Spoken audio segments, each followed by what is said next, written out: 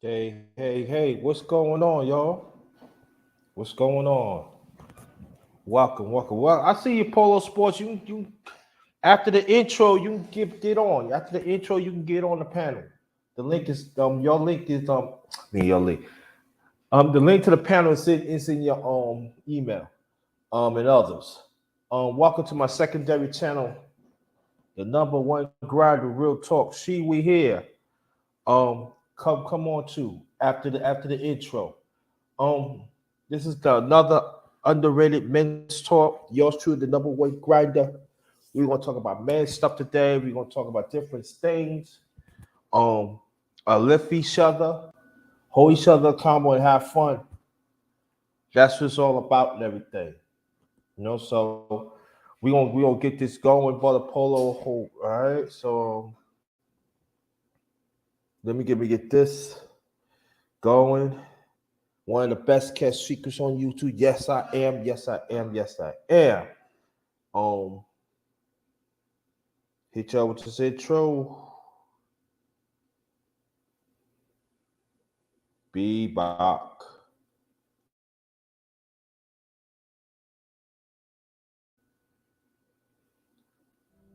Sometimes people don't know how much hard work you put in. But when it comes time to battle, you must think about each and every day that you put that hard work in.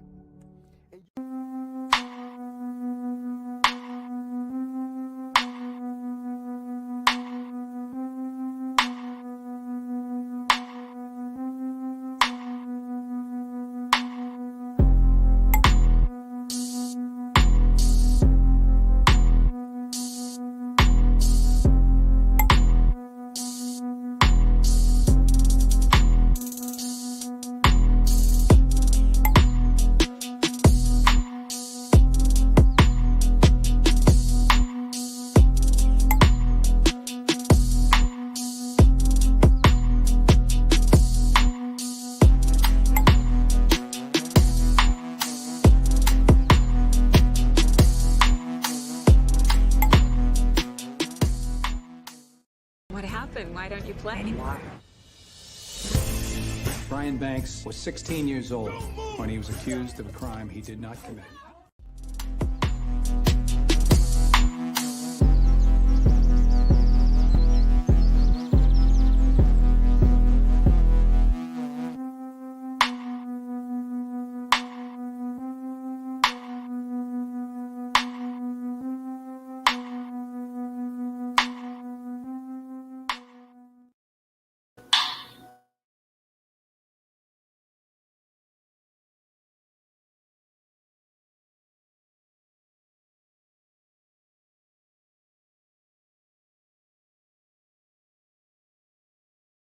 Yeah. Welcome. We got DJ.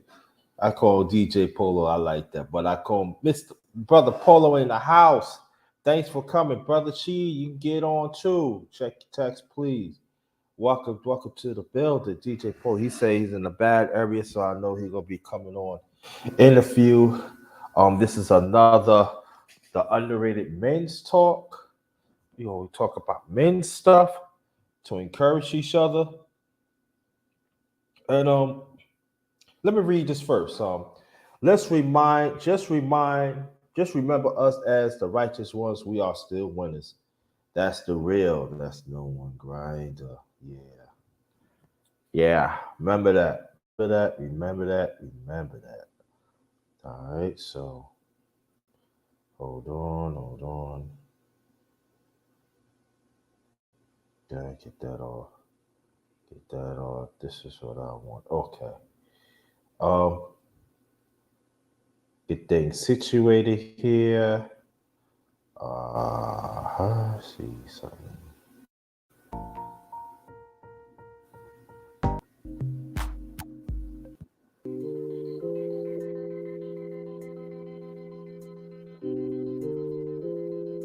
Let me get this turned down.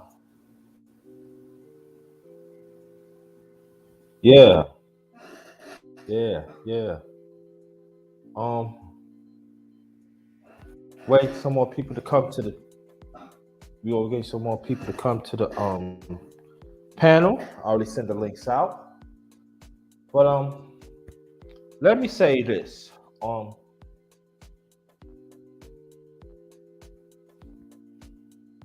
Okay, no problem.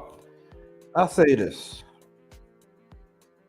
That the only way us as men that we gonna work together, we gotta develop a trust within each other. Okay? And I ain't talking about the ones that do not want to work with other men that want to be around toxic. I'm not talking about those men. Those men are gone. I'm not talking about them. So y'all can stay where y'all at. Y'all can. But I'm talking about the one that is willing to ban. That's willing to see another man to win. And shout out to brother Go Professor. Thanks for shutting me out. He's one of the few brothers that keep a contact with. Another one is Big Dude. Another one, brother Evo Sosa, DS1.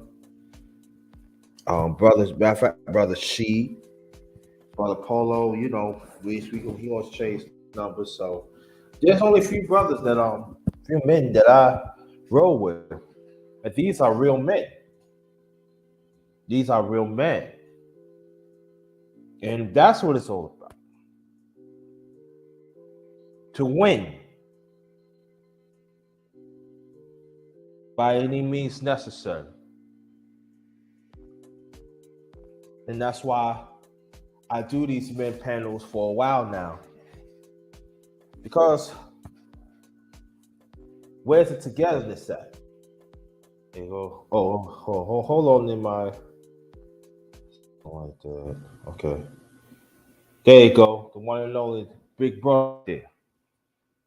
And Little brother Adrian. ooh, yeah. You can unmute your mic, brother Nima. You can unmute your mic. And Hey, y'all, grace and peace, grace and peace. How's everybody this afternoon? I'm good. Thanks for coming. I really much appreciate it. But I'm gonna say this that we don't have it together. We don't. Us as men. We don't conversate. We don't bear fruit. We don't do none of that. Only we look at each other as an opportunity. And that's what we messed up at.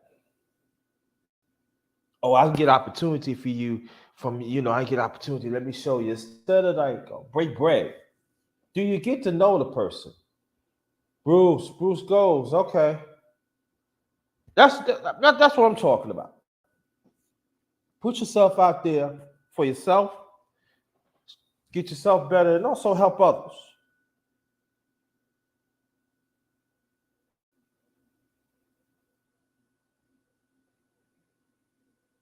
And and us, we gotta do better, y'all. And that's another one. Brother Clarence McLean. He was another one keeping contact with me offline. He checks on me, and I checks on him. But it's not enough for that. But see, like it's got to be a certain picky pick. Even near my Israel, he checks on me, and I'm just saying that but no one grinder know what he talking about. But I do. I know what I'm talking about. And you wonder why that us as men, we don't get the breaks that we have. Oh, you got all those things. Why things do not go out?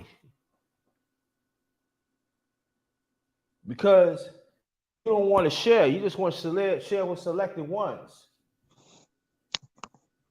You don't want to you don't want to find out. You don't want to find out what the next man is. Even Brother George, that's another one. Keep in contact. And this is the thing that we got to talk about. I want to talk about a little today of this because it's been in my long time. There's some that I can't show up, but when it comes to drama, you're going to be part of that, right? When it comes, you chase when the time when you chase that toxic puss, you want to be with that, right? Or you a man that make that solid point or that solid comment, right? You want to be around that person, huh? Yeah.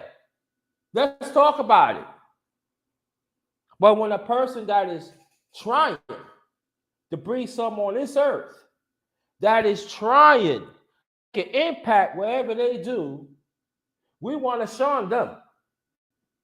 Yeah, we want to shun them. We complaining. Nah, ain't all about no complaining. It's all about do things the right way.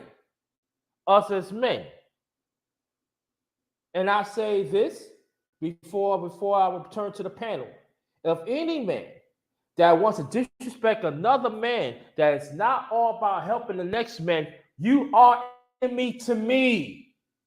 No matter what color, size, whatever, you are an enemy to me. If you're willing to chase toxic, you are an enemy to me. I don't care who you are. Now I'm going to leave it as that. I'm going to open up the panel. Thank your brothers. I'm all Joe's Rays, over the Polo. Then I'm going to open up the Brother C. Brother Clarence, as always, thank you very much. Anybody that wants to talk about, let's go. And then we're gonna get it on. Y'all can mute your mics.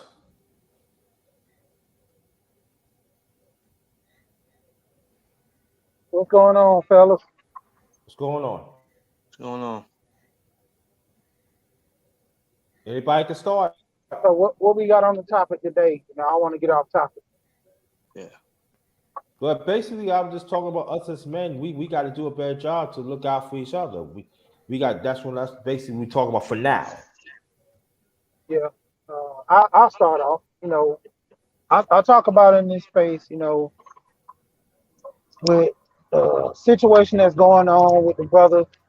I always talk about them having knowledge of self, knowing who they are, knowing what they want out of life. Figuring out some things. You got to know thyself before you can judge or will or deal in other people's circles. And to me, in this space, like I said, I've always came into this space, which is YouTube, for the knowledge. I started off dealing in finance, looking up things to improve my income. And I've learned a great deal. I Google search ways to make money with my cell phone, ways to use the internet as the means to get paid, looking for apps that pay. That's why I was telling you I did that YouTube stream, I think it was robbing the bank or whatever. It was how to make money without having a 9 to 5 basic. A lot of people don't want to be, working 9 to 5, but that's why I'm trying to help brothers understand. We all get together and work with each other to make money. If I know something, I'm gonna each one teach me. I don't want to see another man struggling, and I'm in a situation where I can help him, but I don't because of my ego is involved. To where I don't want to see him succeed in life because I never got that big shot. So why should you? And that's one of the biggest things in this space, let alone in the community. It's all self-motivated.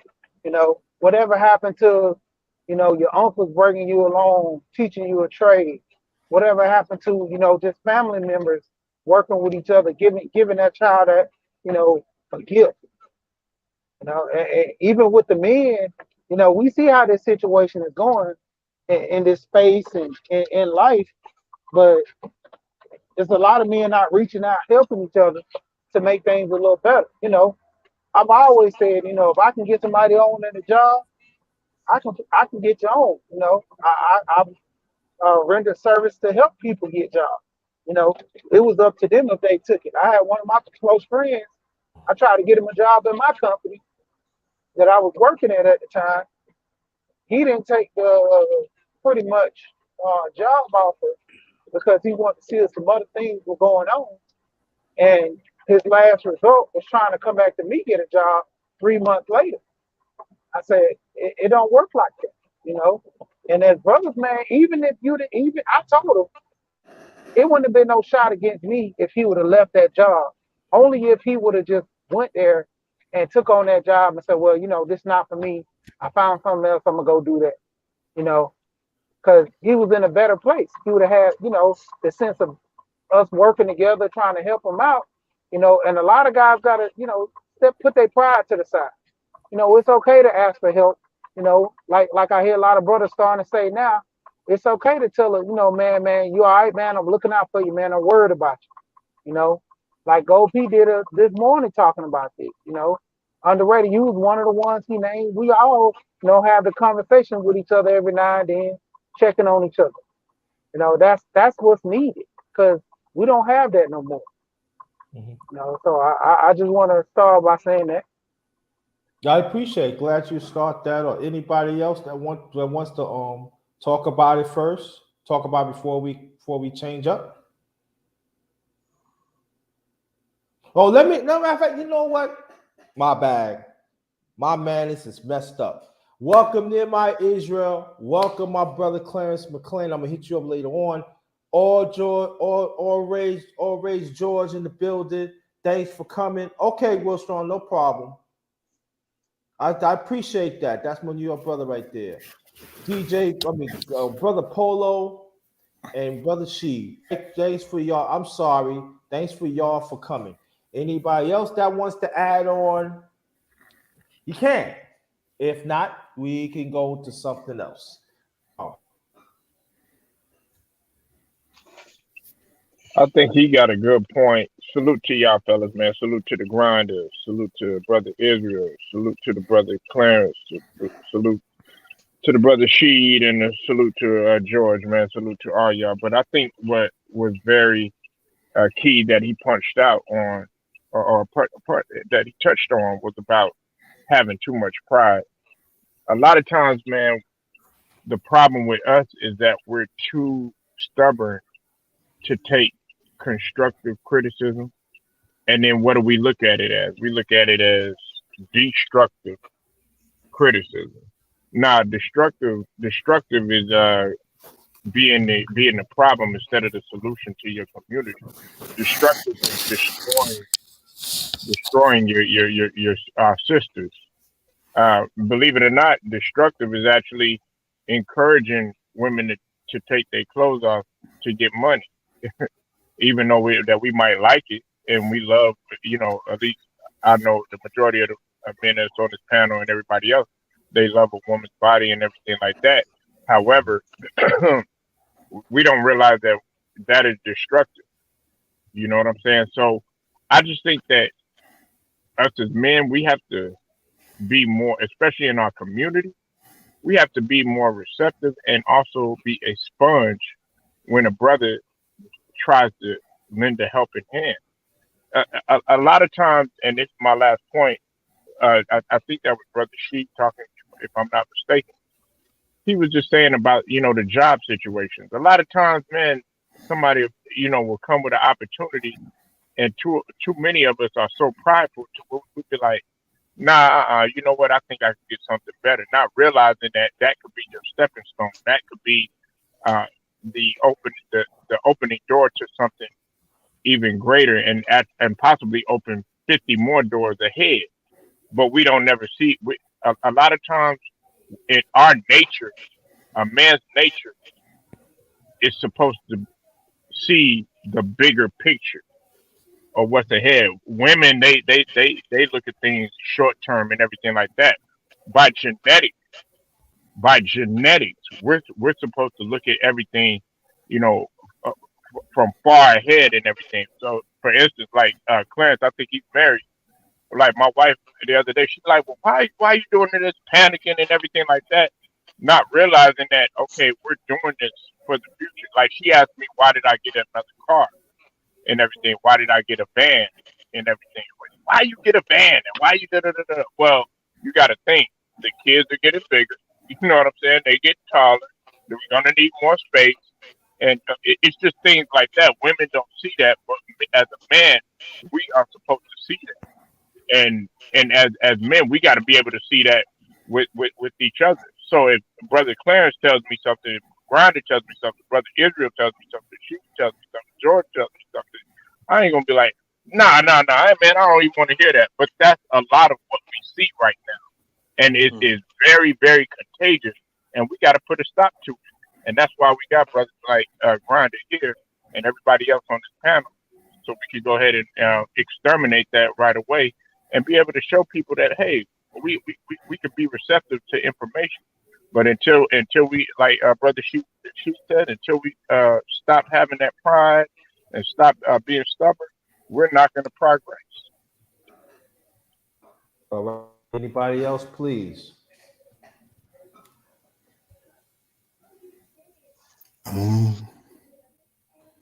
Well, like I said, I can understand about the part about not wanting to see women, doing strip clubs. Like I said, I used to work at a strip club.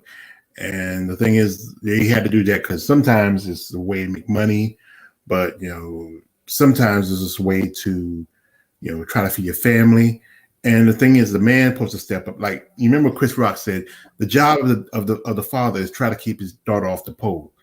And and a number of our families are suffering around men sitting ahead of the table, which is supposed to. Myself, my father was in my life for a good bit, but then my mother separated. And he was in one part of the country, and my mom was another part. And where I learned about being a man was from, my older brothers, my grandfather, my uncles, men who used to work with. I taught that a woman can raise a boy, but she cannot teach him how to be a man. She can teach him things that a man do to survive in the world, but it takes another man to teach a man how to become a man. And some things I learned from my mother, some things I learned from the men in my life. I appreciate those men. Because they taught me some stuff. I listen, and like I said, you can't, when somebody tell you something, sometimes you can either take it as useful information or you can take it as just like a grain of salt, toss every soda to keep on moving. But if somebody's there truly want to help you, take the help.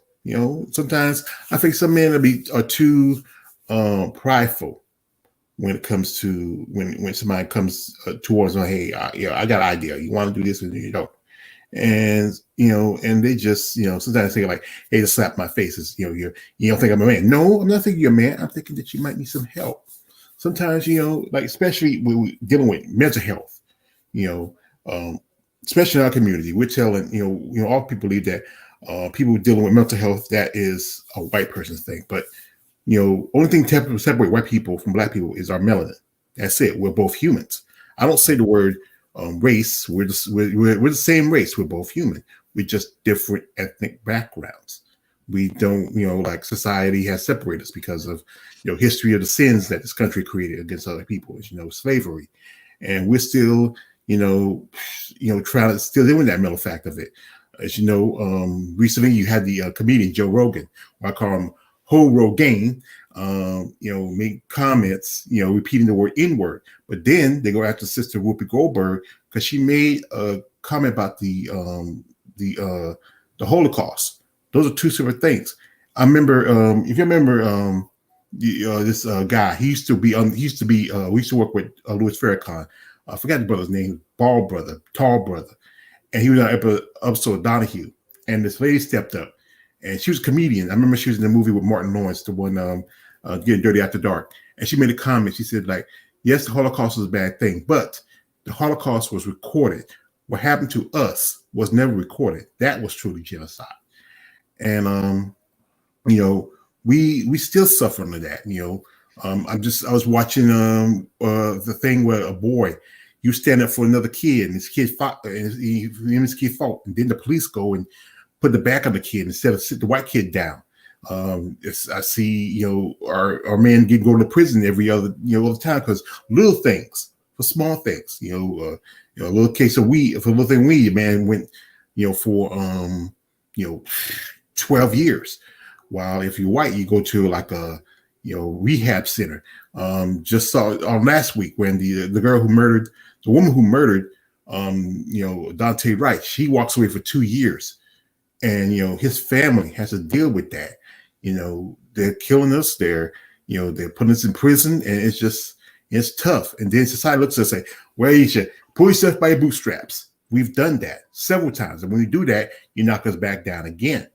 You can talk about Rosewood, talk about what happened in Tulsa, talk about like my brother Underated last week. We talked about all the history, of black being attacked, black women being hung when they're pregnant, black people, just being in the wrong place at the wrong time. We can't forget about the young brother Till. We can't forget about the young brother Trayvon Martin, who was just trying to go home, and this guy decided he was a threat. And for what? This kid's going home by his own business. And this man, you were told, leave him alone. And he thought he said, I'm gonna be a hero. He walks away with murder. It's just stuff that we go through as men. We see society. We want to protect our children. We want to tell them, say, hey, watch out, be careful you cross the street, but also just be aware. Like I said, like Underrated, like to quote movies. And my favorite movie is the first of the before Dark Knight is the Batman Begins, where Ra's al Ghul tells Bruce Wayne, be aware of surroundings, never give up, sure footing for a killing blow. So that's where you gotta learn to be. You gotta be aware of the surroundings. Got you. Can I Brother, say something real quick? hold that thought. 1 second, brother. I'm gonna get to you in a few seconds. Brother Pastor, if you want to get on the panel, let me put my email in. Get on. Let me know. You send the email. That's the only way you're gonna get on. Brother CR, same thing. If you wants to get on the panel, I'm gonna put my email out. As a matter of fact, the email should be top of the chat, but I'm gonna put the email in again. So that's the only way you want to get on. So, Brother Pastor, if you want to get on, you got hit me up with the email, and I see you to it. And also, Brother CR. Go ahead, brother C. Yeah, I wanted to say I think the guy you was referring to was Khalid Muhammad and the Emmett Till situation. It was crazy because I found out there were I think it was 7 more bodies that they drug out of there before they got to Emmett Till body. And the other bodies were so, disformed, they couldn't even, identify the kids that went there. They were teenage age, around the same, I think they say probably 1 or 2 might have been adult, but they was all pretty much around teenage range because of the height, And another crazy thing what you had spoke on was the lady that got those 2 years for murdering the brother up there. Say she pulled out a gun instead of the taser, but that incident was almost similar to the what was it, Missouri? Or no, it was Minneapolis. It was pretty much the same state in Minnesota. Yeah, Minnesota. Okay. Yeah. Now I think it was in Minnesota where they had that issue where the cop had shot a lady who was coming at his partner with a knife. He got 12 years. He was a black Muslim guy. He was an officer. A woman was coming at his partner with a knife, and he said it was, pretty much defending himself and his officer friend, which they said it was excessive force and gave him 12 years. Now look how these situations play out. The same situation that you talked about with the young boy, they do it the same in the police department. You black, you get more time if you do a mistake or anything. It always plays out that way. Go ahead. Okay. Mm-hmm. All right. Anybody else, please, before I changed up. Oh, Brother Ray, anything you want to add on? Welcome. Oh, hey, what's up, everybody? First and foremost, thanks for having me on. Yeah. I guess really more or less just because I know I'm kind of came in while the party was starting to cook up. So I guess I think about mainly is I am breaking up. Uh-oh. What about now? Can you hear me now? No, we can hear you now. You were breaking up. We can hear you now. Yeah, probably was someone you need a good Wi-Fi connection. Well, sometimes with this Bluetooth, you gotta sit closer to the device. That's the crazy thing. Y'all hear me? Y'all still hear me pretty good though? Yeah, we hear you a lot better. Yeah, we good now. Oh, Okay. I'll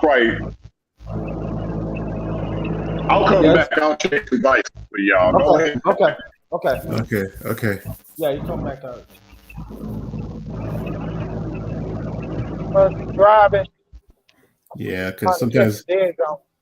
yeah, it's better if you if someplace with good Wi-Fi or you have connected to the Wi-Fi, then you try to do it on the phone, something like that. It looked like it was a little backdrop from Polo's, but he's mute now, so it seemed to have stopped. Mm-hmm. Yeah. He Okay. got Let to use me the cord. jump in there on that. One at a time. One at a time. Go ahead. Yeah, I just wanted to jump in Go before ahead. Brother Ray comes back. Grace and peace, everybody. And I kind of heard parts of your opening. I like your introductory video there. I had not seen it, Jay. So that was pretty clever. The little screenshots on roundtable discussions, that tend to take root with these men talks.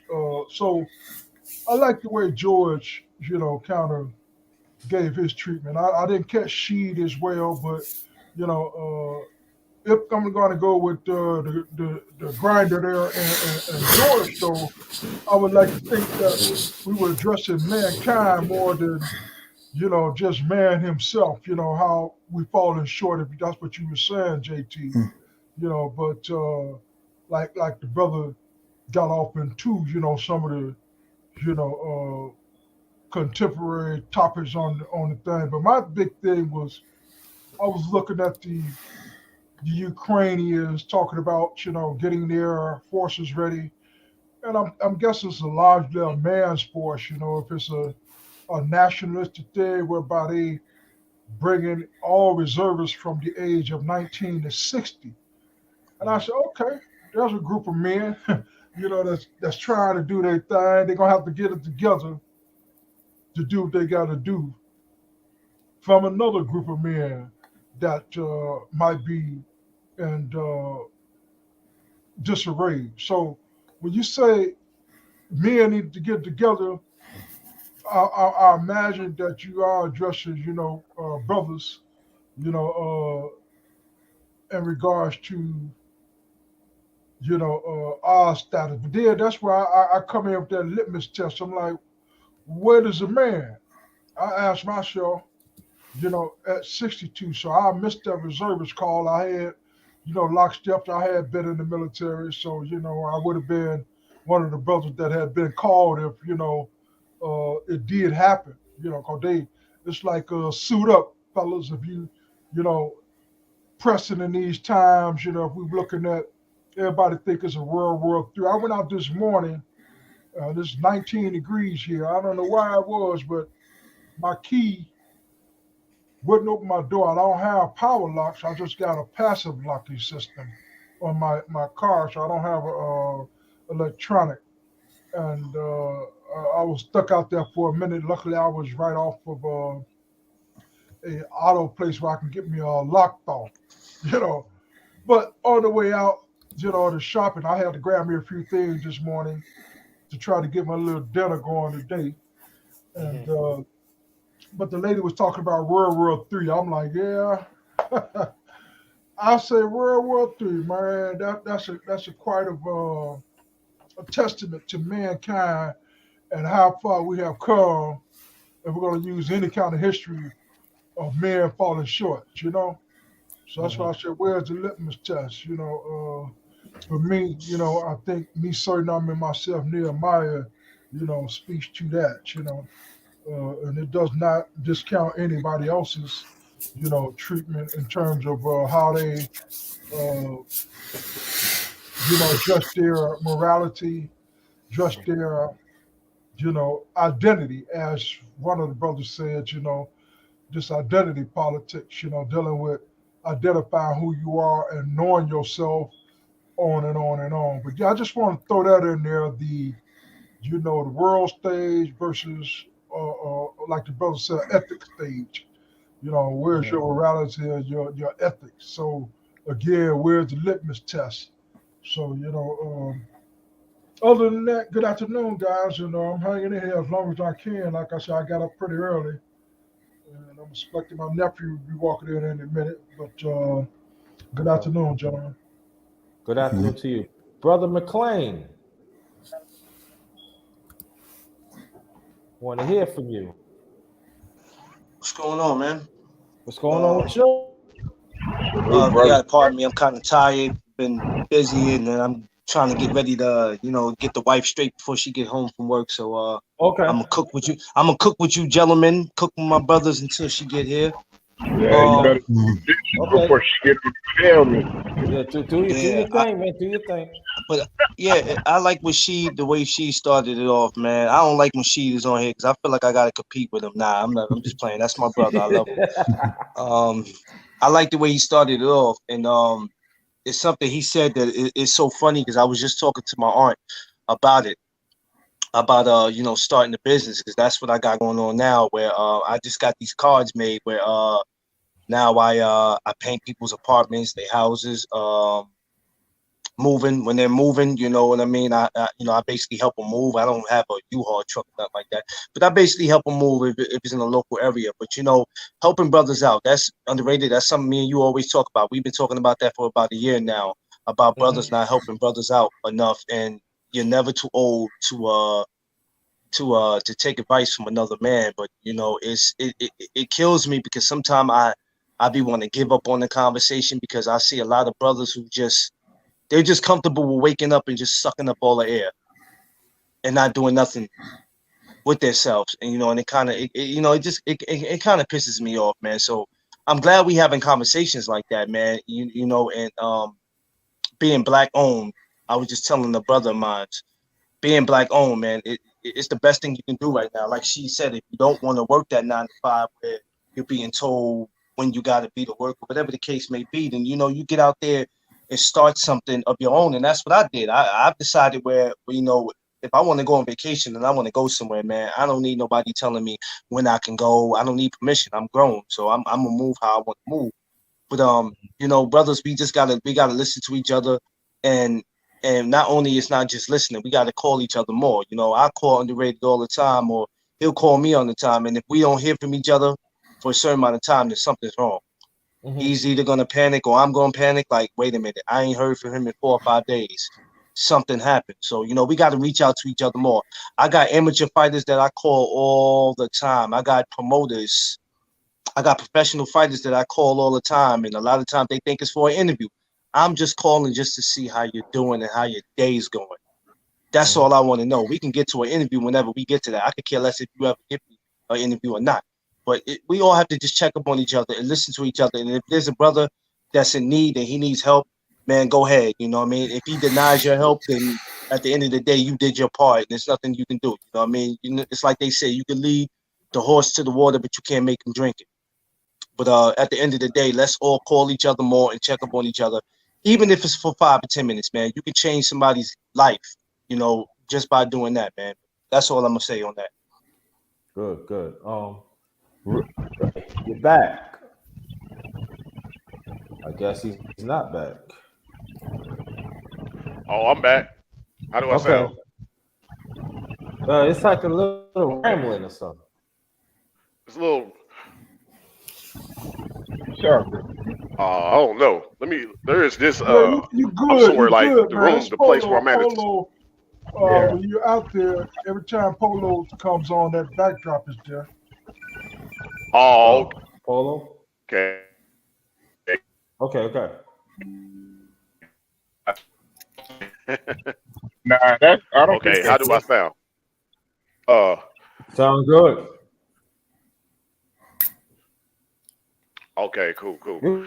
Now, I know I know something I was going to touch upon earlier, but actually, I just kind of want to pick up where Clarence left off, and that was a good point, Clarence. Like a lot of guys really don't stay in touch. You know what I'm saying, with other guys. Like I know, especially a lot of young guys kind of have a hard time keeping that in mind because I don't know if they think it's something wrong with that for another guy just to make sure you're good.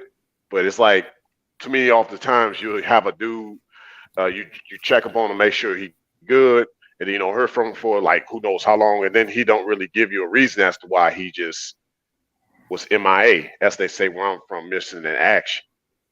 And it seems like a lot of guys do that these days. They just, you know, first, you know, before we can do anything as a collective, we got to get better with the communication and the camaraderie. You know what I'm saying? Like, it trips me out when I used to hang around Chinatown all the time, you know, when I was up in Seattle. And I see how them guys, they always just, every day they get off work or something, they always go somewhere to eat. They kick it just to talk, just like basic stuff, man. Just see how you doing. You know, hey, how was your day? You know what I'm saying? It's just like, just that right there is missing from a lot of brothers. It's like, you know, you get some dudes trying to talk nowadays, he ready to pop off about something like, but you know, I still think it's no excuse. I think with the guys that get it, we just go get it, and then everybody else just gonna have to follow suit. Yeah. No, go ahead. I'm sorry. Go ahead. Oh, my fault, Grinda. I was just, hey, Israel, am I good, man? Do I sound good? Because I want to make sure my background. Yeah, you good. Oh, okay. Now, that's a valuable point that the brother just brought up. You see, the reason why everybody don't want to, you know, communicate is because nobody's really accessible. Everybody is behind a screen or on a social media platform or something like that. No, it's like what he said about Chinatown. No, let's sit down. What happened to sitting down for dinner? What happened to just checking to see if you're all right? But the mentality is different because everybody is so untrustworthy of each other. It's like, okay, I don't know if Brother Grinder gonna do something to me or what intention he had. I don't think that way. Because like Clarence was saying, my last point, listen, you talking about leading a horse to water and you can't make a drink? Well, shit, my mentality is like, look, sometimes you got to put that motherfucker in the headlock and make that motherfucker drink. Because, and what I'm saying is, like, you're going to have to force it, like with the black business that Clarence got. Oh, okay, you don't want to invest in us, these white folks and stuff like that. You know what? I'm gonna go to a place that a black this or a black that'll be able to give me an opportunity. We gotta bust that door down. So we gotta make like Grinder's doing, like the brothers are in here doing. You know what? If y'all don't want to conversate and ask each other how we doing, we got brothers right here that are gonna do it. And also, hey, you know what's the crazy thing? I was gonna say, you know what's the crazy thing, Polo? Not to cut you off, number one, my bad. I was just gonna say, guys are quick not to ask you how you doing, but they quick to be nosy about what you're doing in other ways. You see what I'm saying? That's right. Yeah, that's good. And and also let me bring this up here too. Now, you know, Brother Clarence, you know, we talked about this, and I think Reality, I bring it up, and also George, we talked about this on one of my panels. One of my, and I do want to talk about it. It's it has about brothers on disability. Now, if they're on a wheelchair, okay, they're on a wheelchair. But I'm talking about brothers on disability. Sometimes it's a leg, sometimes they had like heart problems. Sometimes they slow in comprehension. Sometimes they're emotional, but emotional. How do we check on those brothers? Despite that the whole world had thrown them away, and especially they are black men. Anybody can start off, answer that, please. See, I'm gonna say this because first and foremost, yeah, I'm tired of all the retarded jokes. I don't even like the word retarded. See what I'm saying? And that's like so much a taboo thing within the community. And to be honest with you, I don't think we got that from other men. I think we got that from the women. You know what I'm saying? But that's just my opinion. You know, everybody might see it different. But uh, I can relate to that because I used to go to a school where you got to develop certain aspects of your communication per se. You know what I'm saying? And I've seen a lot of special needs people, and that to me is just that's always touching me a lot because like I know for one thing, like I said, I don't believe like with men that get it, we the ones they're not to blame for that starting out because most guys who have a brother or a sister like that, you defend them like you don't let nobody make fun of them. You see what I'm saying? Yeah. So I think that just needs to be brought to the forefront. Like no more retarded jokes, no more of these memes and these videos on Instagram I keep seeing of people, use them as a laughing stock. We got to stop that. A lot of these chicks in the community, they think it's so cute to make fun of people like that. And then you got like dudes, like I said, they want to roast dudes with retarded jokes. Oh man, it gets me. I don't even like hearing the word retarded. Real talk.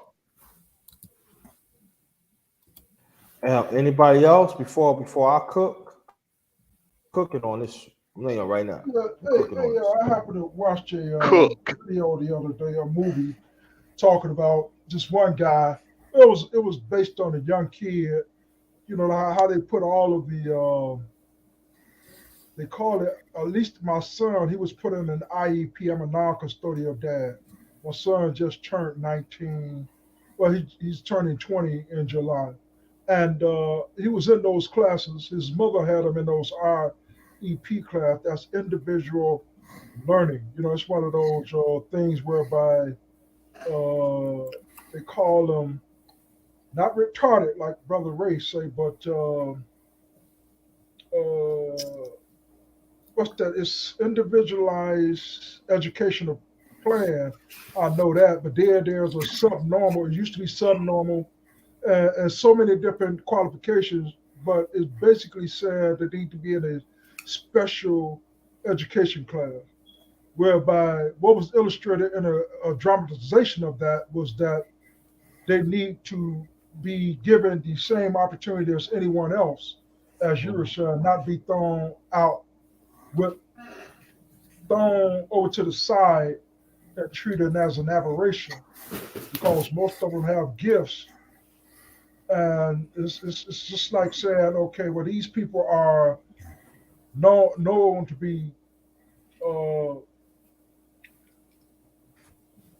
challenged. Say black folks are thieves and crooks and murderers, or Mexicans are X, Y, and Z, or any other people. To classify them a certain way. So that disability has a heckified treatment if you get treated, if you categorize it wrongly, if you treat it wrongly, and basically by not treating it equally like you would anyone else. I'm just going to leave it right there. But it seemed like he dropped off. I'm not sure if he dropped off to come back in, but it looked like the brother dropped off, and I know that's one of his topic that he has a lot of information on, so I don't want to get too far off, but I did see that, and it made me think about my son, which I took him out of those classes and put him back in. I would sit down and make sure, I teach him myself. If he wasn't getting it there, I would start it at home, because I did have him for about a year dealing with the custodial team that his mother had got involved with the system, which, like I said, real quick to classify. I can't think of the term. Help me out. Does anyone know what I'm trying to get at? That one term that they use when it comes to mental health or mental illness, and it's a big classification right now for children that. They don't use the word retarded. They use another word. I know there's like not remedial, not schizophrenic. No, it's cause they give them a drugs. You know that drug they give them. Ridley. Ridley. Oh yeah, Ridley. what they use that really to treat though? What's the term of that? ADD. Oh, it's EDE, no, if it's ADHD, yeah, ADHD. Yes, It's hyper. It's like I think it's like hyper. Your child's really hyper, something like that. They try to use that drug to calm them down, but most of the time it's just yeah. Most of the time, a child just being a child. Sometimes that's the wisdom. In some cases, some people just give those children to children because sometimes parents don't want to deal with it. But they quick to diagnose them as ADH, but I think erroneously because again, in the case with my son, when he was with me, I would take the time out to read with him. I understood he was a highly intelligent child and that was not the case. But that is the case in a lot of communities. They were simply, erroneously diagnosed. It's a system to it. So that whole disability thing, it's a trick there too, So, but yeah, I see you back, JT. So I just wanted to just say that, for that treatment of disability. Well, I remember when I was younger, I was kind of like really a hyper kid. And one time I got in trouble in school, and the school sends us to a county psychologist. My mom was there, and they talked to her, say, no, he's like any other child. He's very attentive. He likes to, he's very intelligent. And they told me that there's no problem with it. Just that the teacher, they just didn't know how to handle me. That's what all it was. So, and I know I was told, my sister told me when I was younger, I was tested when I was in, I think it was in elementary school. It said I had a very decent IQ. I don't feel like where I live, I live in like in a poor county. And, I feel like, I think the psychiatrist say you're not really challenged enough mentally, and Same I just, here. yeah. And I think I just really just skate by. I think I probably would have done a lot better if I was in some place where they can really work with me. And, I could have, maybe even, went on to a lot better things, but it's just that we're not challenged enough. And it's tough for them to try to, because some of these teachers, one thing I got respect for teachers, they go through hard stuff. They have to deal with the kids now these days who are just, disrespectful, and it's a tough job. It's, and they get underpaid. See, George, think about this. Too many children in the class, that whole now. That's what I mean. They're too quick to treat them like that. But then, like you see on that disability page, I'm not sure that's what JT is addressing. They tend not to give people that deserve disability to disability, whereas the children, on the other hand, in that particular treatment, as you said, George, they quick to, be under diagnosed improperly because of resources, whatever. That's what they claim. But you go to other communities, man, there's tons of resources. Right. That's what I was gonna say. That's what I was gonna say.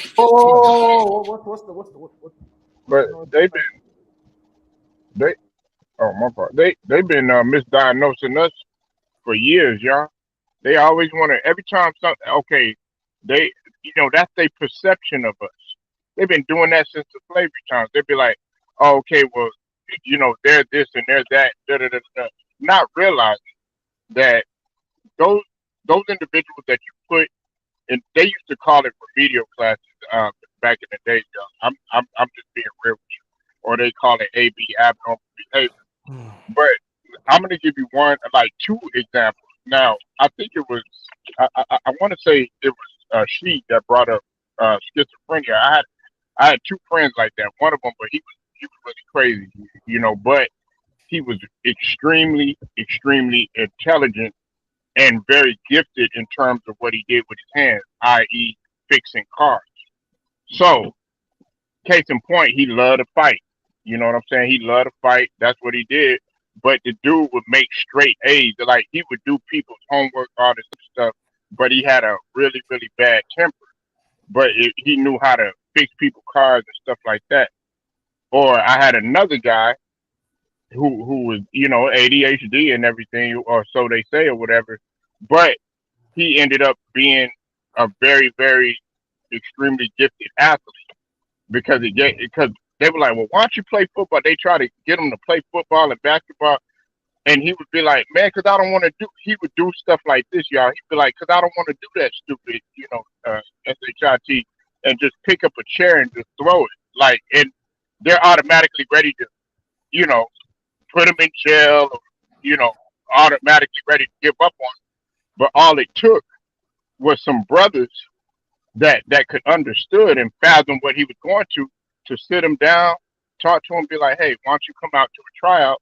And he ended up being he ended up going to school, going to college, and everything, and actually being successful. And guess what he does today? He ended up having his own car dealer, tell a shot, without the illegal activity too. So it's just like they always trying to put us in a box, and they're like, oh yeah, this guy got ADD, that guy got schizophrenia, oh that something's wrong with him. Man, ain't nothing wrong with him. Sometimes Hey, you know what this reminds me of, Polo? Like this reminds me of remember when the police shot the one dude who I guess he has somewhat like autism or something, and the police tried to make it seem like he was violent. Like I never forget that. That ticked me off. I forget what story that was, man.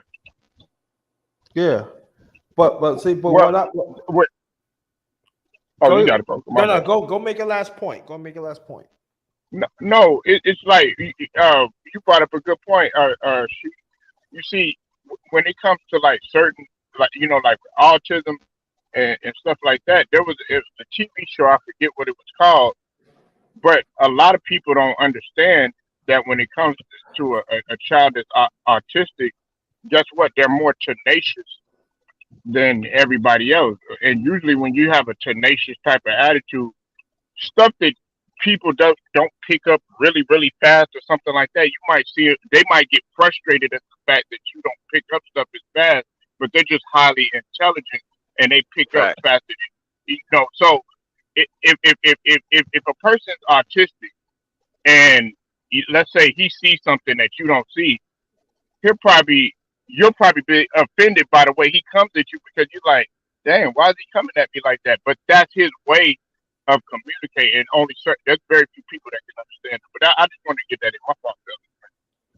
No, okay, yeah. I'm glad that you bring it up. Well, for me, when I'm starting, that's great points that you're making. I appreciate that. What I'm getting at, what about the ones on disability right now? The ones that because we gotta before I ask this question, because we gotta understand the stigma that we failed to talk about. Now, I understand everything what you're saying about the class and stuff like this and everything, but we got to talk about the stigma that sometimes some of us as men we don't see that. I am not talking about the women today. I don't even want to talk about the women today, but the stigma of it, because I was in special.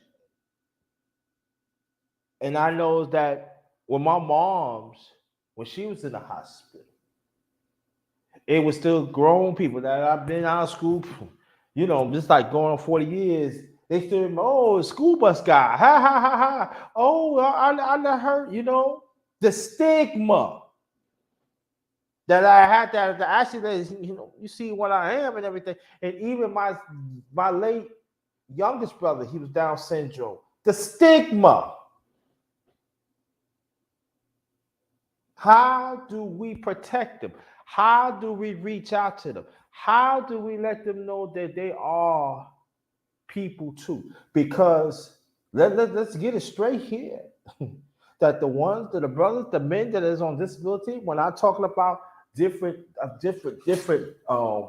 categories that I name, they're not going on dates. They don't hardly have family see them. They got a few friends. They live by themselves. It's bad enough to be a black man in this country, in this world. But to be on disability is harder. Now, I know people going to catch a fit on this when I say this in the clouds. I don't care how you feel. But this is happening for a long time.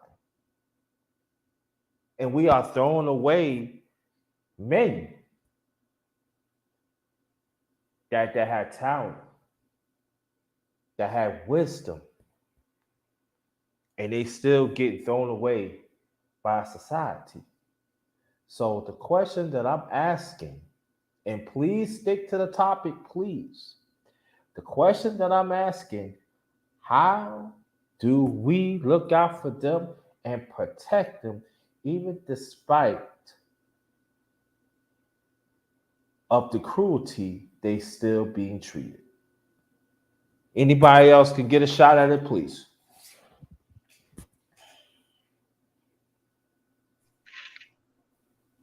Yeah, I think simply put, just kind of similar to what I said earlier, is just pretty much calling people out that continue to treat them that way, especially verbal. I think the verbal has a greater effect than anything physical, because yeah, there's the bullying, people do towards someone like that, and yeah, we could put a stop to that too, in our own way. You just gotta get better at calling it out, checking people on the spot about it. One thing I do like about Mike Tyson was that when he was aware that someone was trying to be an insult to his intelligence, or try to make it seem like he was dumb or slow, he was quick to check people like that. And I think that just came from many years of how he had to deal with people bullying him because of certain impediments he had. But I think as a whole, and I just believe a lot of people around us just don't have that kind of empathy. But I think the ones that do, we just get more press to just stop it, like just at least with the words. Yeah. If we can't really enforce anything, literally, face to face, just stop them from saying those words around certain. Yeah, I'm throwing it before I get to y'all, for whoever going to talk. But I'm getting that right here because, like I said, I spoke about candidly about what happened to me in the past when I was a special ed, and even there are people in the in the space. I could do it outside of space. Outside of space ain't no problem. But people inside of space, you don't know what you're talking about. They say download derogatory things.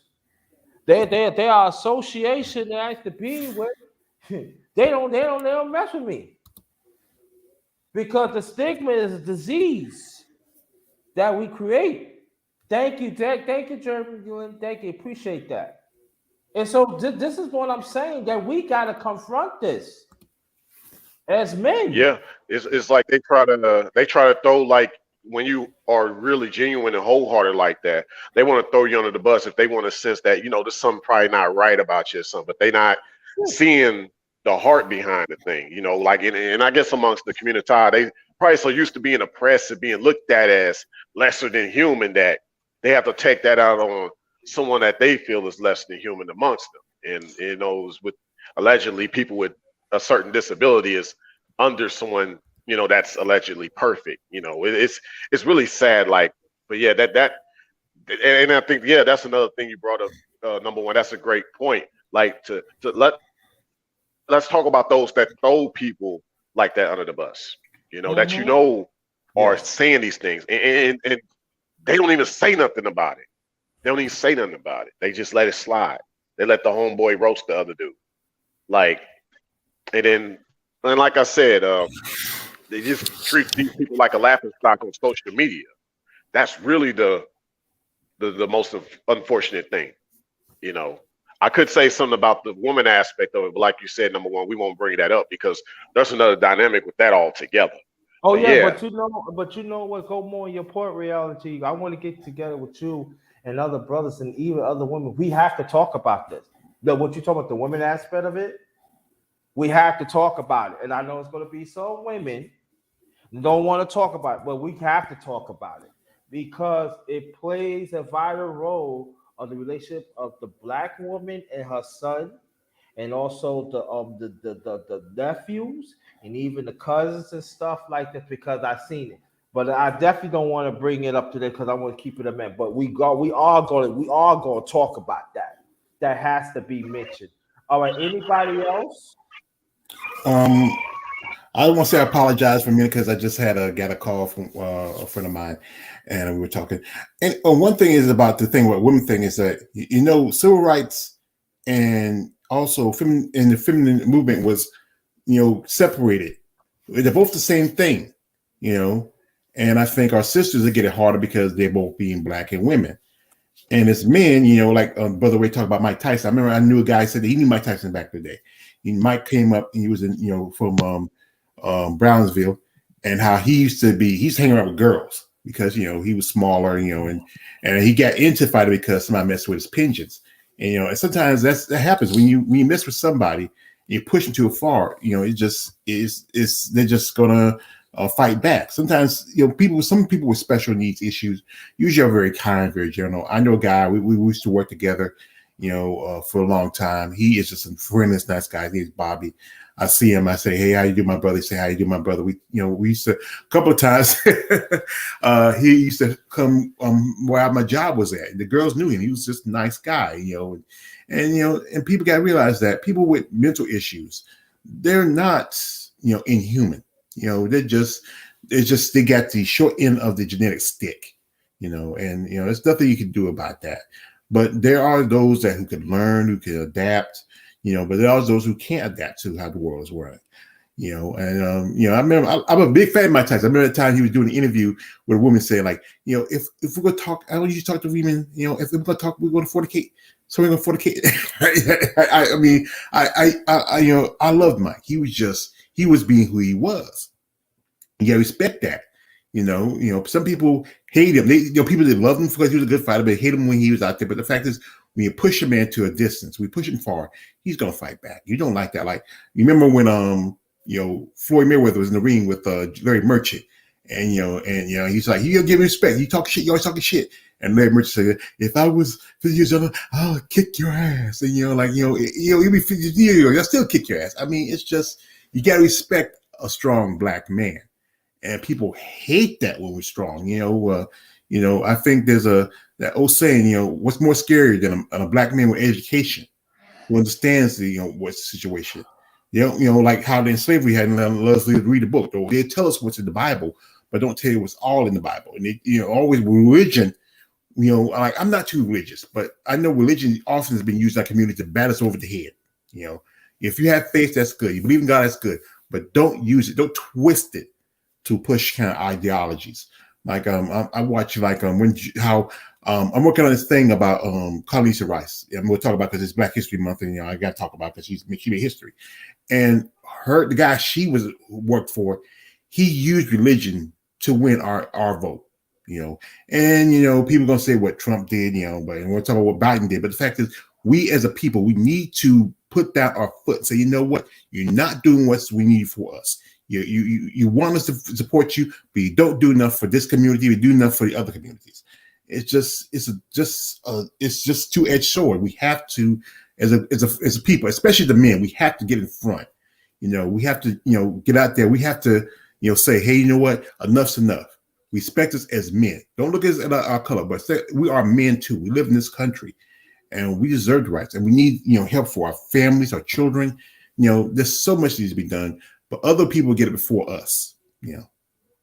Well, I would say this though, George, too. And I know he's talking about the women. I would say this, that the women is getting help. Mm-hmm. Okay. And I'm not saying that you're wrong, but I have to say this because I've been at this for a long time. Women are getting help throughout the years. And they should. You on disability, you should. But the man still get the short end of the stick. And also that we have to understand that there are not programs to help the men. They're not programs out there. I know there's gonna be people gonna bring oh yeah, this has happened. I don't care about those studies because those are phantom studies. And so my thing is let me get Polo back in here. And this is the thing that I'm saying is that we are not taking care of our own brothers that is on disability, no matter who they are. We don't. We really, really, really don't. Like for me, I gotta work as hard myself too. It goes for me too. So what I do, I talk to the ones on disability. I do. I compensate with them. And you'd be surprised how much they know what's going on. You'd be surprised. Yeah, I went on a date and I just being county and stuff. Oh, I don't want to be bothered with you. This is real. Then they come home when nobody's not around. They watch TV. They want to be loved too. So these are the connected, and they go more reality. Brother Ray's talking about what the women and stuff. We have to, we have to talk about that because it's real. This is real thing. We got to take care. Anybody else that wants to add on, please. Yeah, I wanted to, touch on what George was saying about the genetics. And, the first thing that came to mind was, you know, someone that is black, someone that has, different nationality or ethnic, as you say. Those are not necessarily disabilities, but they are,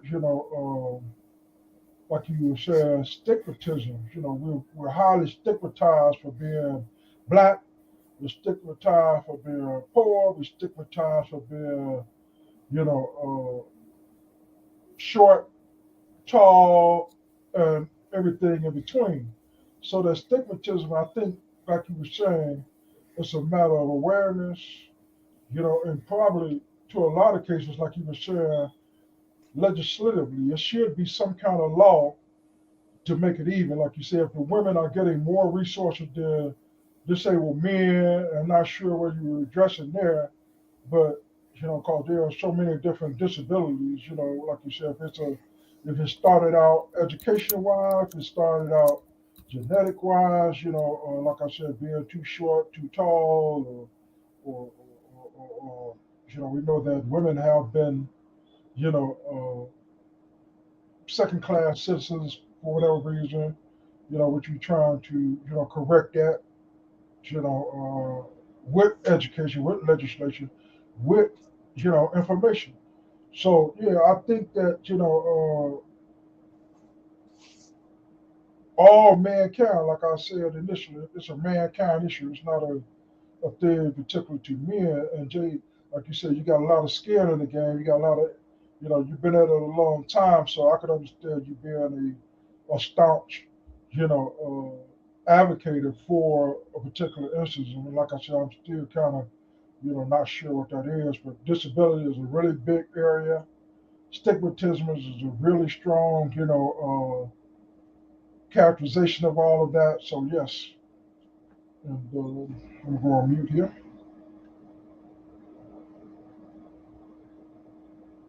Okay. Anybody else? Yeah, we're not holding each other accountable.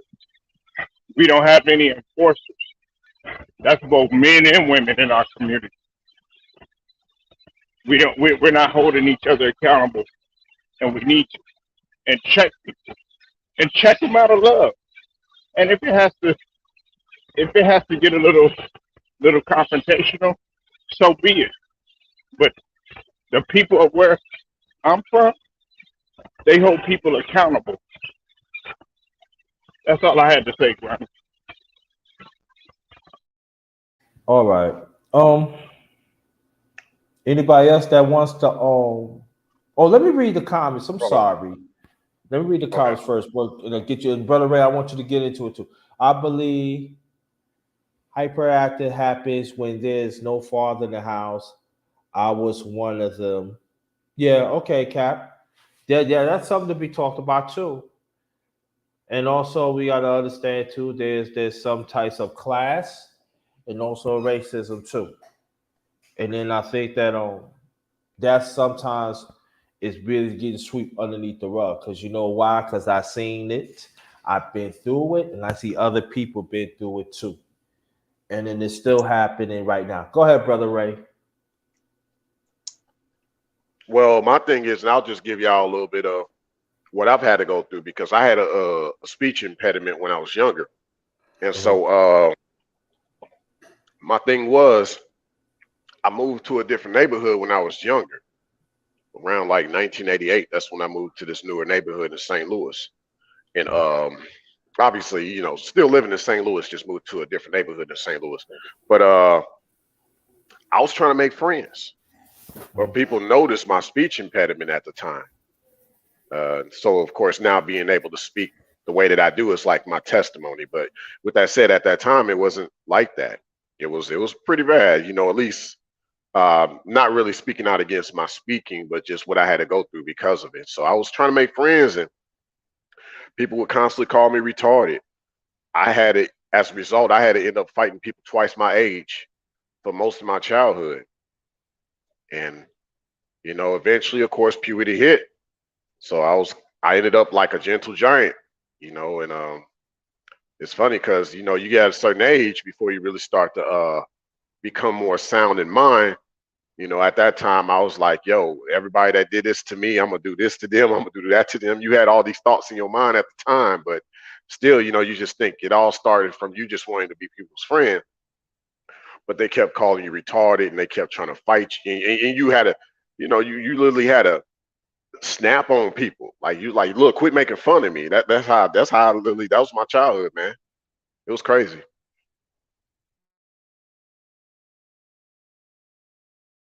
And to go more on your point and everything, and I remember when I was taking the school bus for years, it was just for years. Trust me, and not sound like a broken record. I remember getting off the bus that actually my parents had to get in some kids' face and parents' face. I remember my late second oldest brother and my older brother got in fights because people were older than me.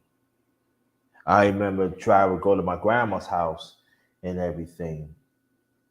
And there's some friends that I knew wasn't special ed, but they live on the other side of Brooklyn. So we used to take the same school bus, and they used to make fun of them, and I have to defend them. And it stays with you. People like, you can let it go, let it go, let it go, let it go. Yeah, you letting it go, but the other people don't want to let it go. And then there's like a reminder, the reminder that I'm a man in the day. Put your hands on me. Something's going down. Oh, you shouldn't react that way. Cause it ain't say, oh, you emotional. Well, yo, you hitting on me. So you bigger than me. I'm gonna get some of the cracks out of your head to protect myself.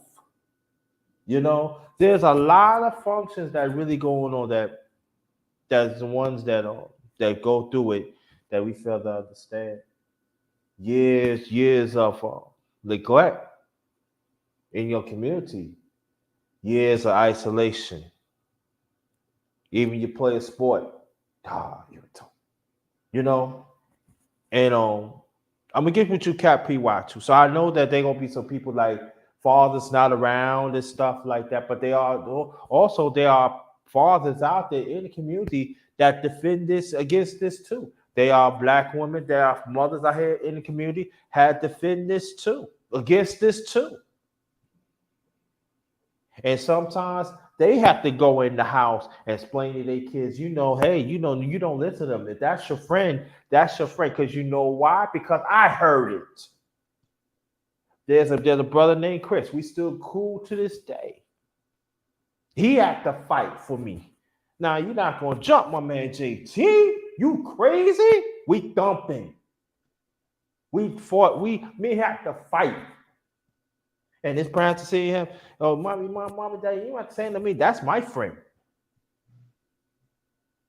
And it brings a toll to other households. And that's all I'm going to say about that. Anybody, before, let me get Cat PY too. And anybody that want to elaborate on that, you can. So we got Cat PY too. Welcome, Cat PY too. I'm not going to so much, I can't really elaborate on it. It's a subject that kind of pisses me off because I know what it feels like to be in a bully situation. I mean, just me, I don't play with bullies. I don't like them. So, me, there's three kind of people in this world I don't play with. I don't play with people who are on disability. I don't mess with children. And I don't mess with the elderly people. So if you're ever in my area and I catch you messing with either three of them, I'm gonna put hands and feet on you. So, I don't do that. I don't do that. So I don't care if you're 6'3", 200 pounds. You're gonna deal with me. I don't play with them three kind of people because you know what I mean. They're innocent people. They don't bother anybody. So if I ever catch you doing that, it's gonna be me and you. Facts. And there should be more of that. Should definitely more of that. Let's welcome Cat PY2. Welcome, What's brother. happening, brothers? Yeah, What's going on, Cat? yeah, I ain't Salute, got salute, salute. What's got good? What's good? I can't call it, brother, man. I'm still breathing. That's all I can say. But man, back when I was a young kid, I was very hyper active. I mean, I would wake up in the morning during the summertime. We go out there play basketball from sun up to sundown. It's like I ended up being one of the top athletes in all sports that I participated in. Mm-hmm. Scholarship, I fucked that up. Then I had to join the Marines, and they want to move me to Marine Force Recon until I found out what that was. I said, hell no, I'll stay with the regular infantry. And then I get out, I'm working like three jobs. Another job was like I was a part-time Taekwondo instructor. I worked with my dad. I also did other martial arts stuff and shit, but that's what calmed me down, the martial arts. It taught me how to focus my energy. You know what I mean? And but back in the days, I was a quiet guy. I made friends. I protected the weak. I protected all those who consider me their friend. And to this day, if I go on Facebook, they know who I am. Even the ugly chicks, the ugly brothers, whoever you want to call them, with no disrespect to them. Mm-hmm. And now I get out, it's a new era that we're living in now. Like people, like I talk to people that's my age, that I want to let them know I found my voice. I used to be a shy, quiet person, but I want to express something to you. Mm-hmm. But they don't want to hear it. I'm like, God damn. I mean, you mean you at this age and you got that much kind of hesitance to reach out to me? I said, I never did anything wrong to anybody. So that's one thing I realized, man, when I was a young kid. If I had my dad in my life, because I had my mom, my grandma, my aunts, that'd be enough wisdom to calm me down or guide my energy. Mm-hmm. You know what I mean? So I feel bad for my grandma and my mom because, man, I was like hyper. But no, man, I'm a calm dude now. So I just want to put that out there, bro. Good. Thanks for coming. Appreciate you. I like the way he said, his father. I like the way Clarence said, his advocacy for people that are victims. So it is a big brother. It is a like I say, advocacy or legislation or awareness, and all of what the brothers have shared, I think, is a combination that needs to address that whole stigmatism thing. Okay. Anybody else that wants to add on, please?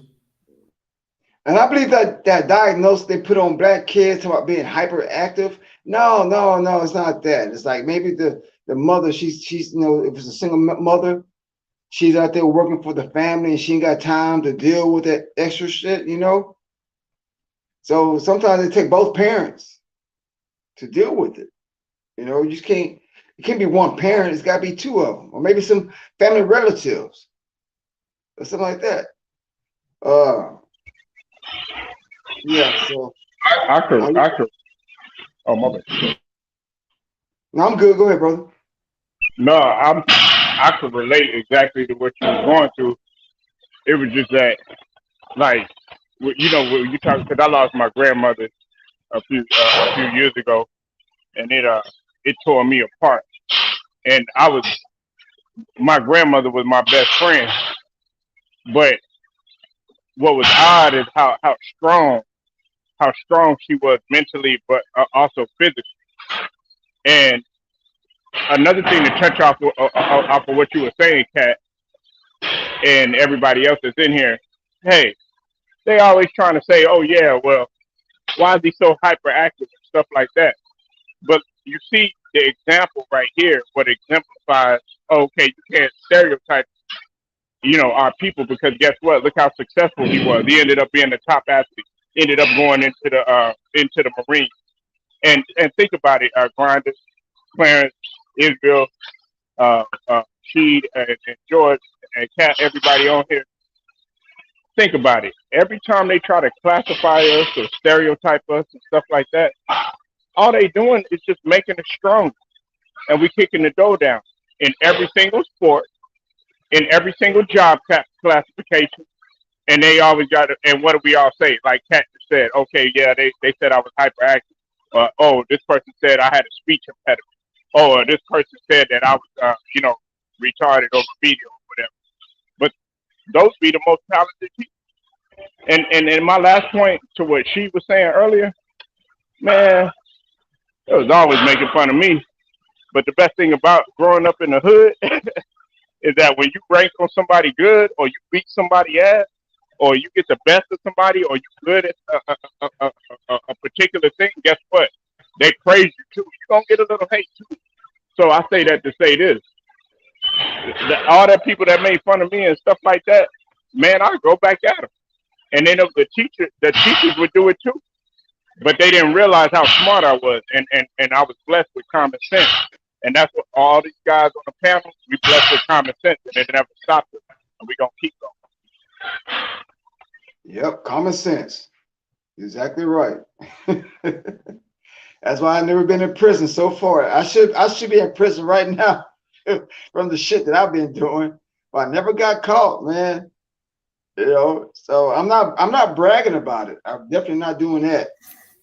But man, it's like when you have that strong sense of common sense, man, it's like it really protects you. Yeah. Yeah. Like there's like one of my favorite comedians, Chris Rock, says that you shouldn't get a pat on the back because I never been to jail, so you shouldn't be to jail. And I mean, one lady, she said she was at this place. I think me and my mom, we went to the the social services. Yeah, get some taken care of. Lady went out there, say some people in there, they have no common sense like a goat, and that's a problem. Some people, common sense is something that everybody should have. It's that awareness that, you know what, it's just simple. But some people, in this world, making things difficult. So, and it can really, really stress your common sense. It can really stress your mentality, that you have to deal with people that, sometimes you're sitting with somebody who's talking and you're listening to them, but in your head saying, God, are you that stupid? Are you that, you don't have enough sense? God gave a goat, and you just look at them in the eyes, you're shaking your head, you want to be polite, but at the same time you want to say, excuse my language, let me go, shut the fuck up. There's just some people I've come across in life where one time I knew this guy. He said, man, can I borrow some money? I said, no. I said, man, whoa. I told him this. You're asking me for my money. I turned you down. All you had to do was just walk away and go about your business. There's no argument or anything to say.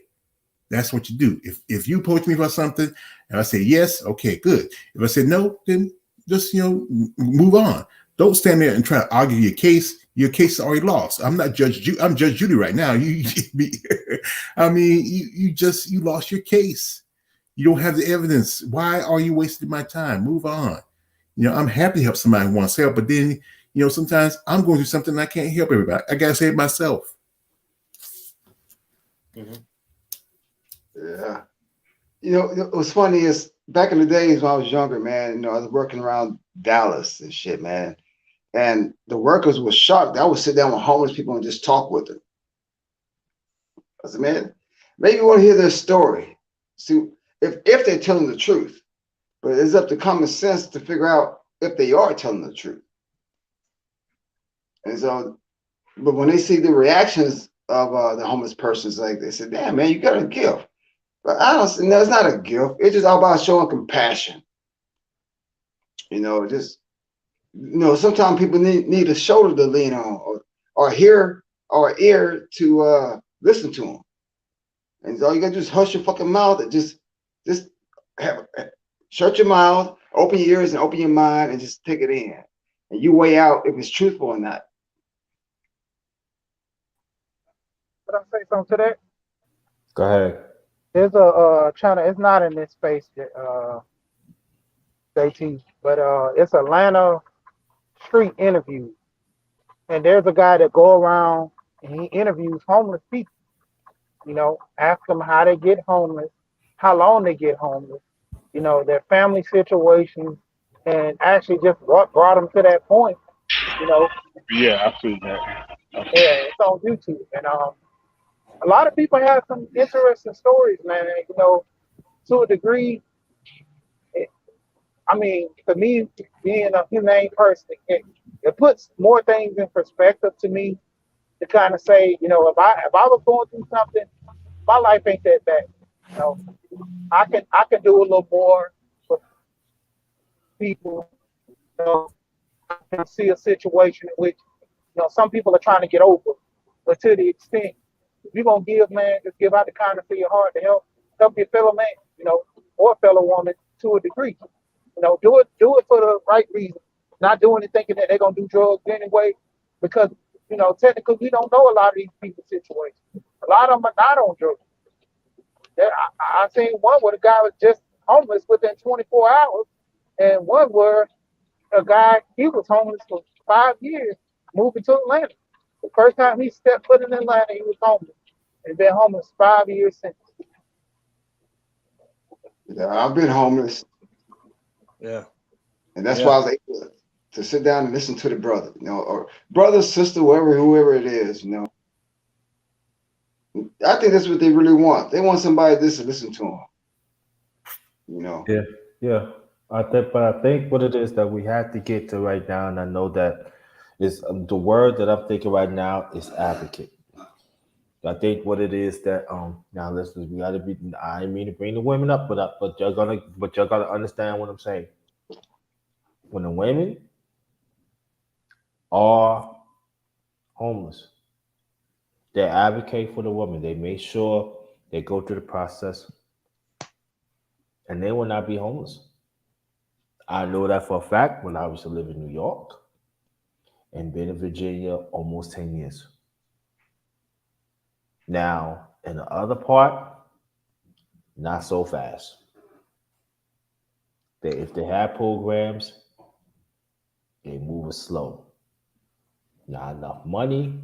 Now I'm an advocate. Doesn't mean the man was not advocating for it, because it was, but it's not enough.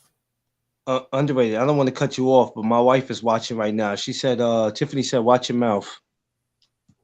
Tell her I ain't afraid of her. And I told her I was scared of her last year. I'm not scared of her 2022, all right? Tell her we're going to throw them gloves up. We're going to fight. I'm not scared of you no more, Tiffany. Tiffany, Nah, Tiffany, he you says still it's a great conversation. now, Tiffany, man, I still got that knot on my arm, man. It's going right now, so I'm not afraid of you no more. I'm fight. You know what? It was a great learning lesson. It's some kind of boxing or martial arts, because you can't run off your emotions. You gotta keep your mind calm, think the shit through, to win.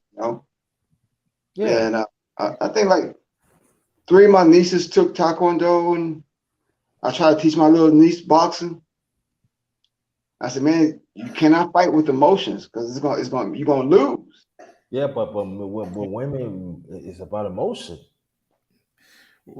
Underrated. Yeah. Are you and Clarence West going about to slap hands like Bobby Boucher and Waterboy? Slap hands, slap hands.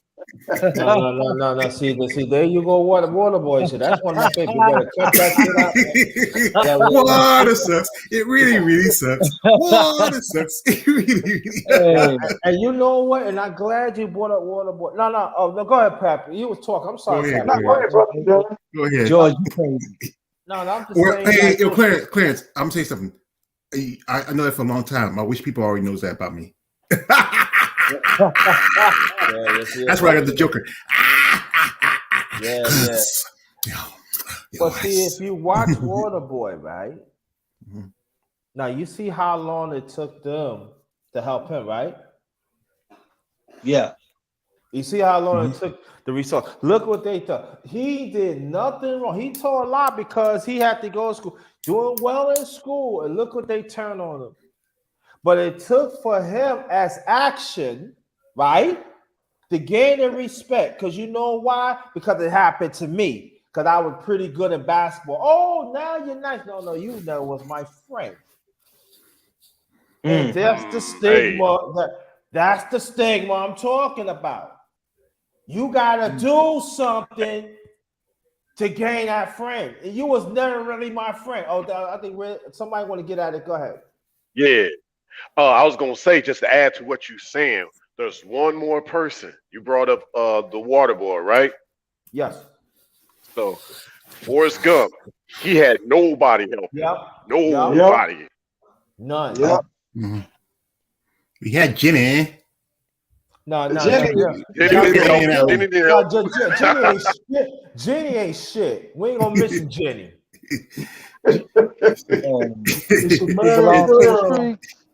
Yo, Underrated. You trifling for that. You trifling for that, Underrated. That's you so wrong.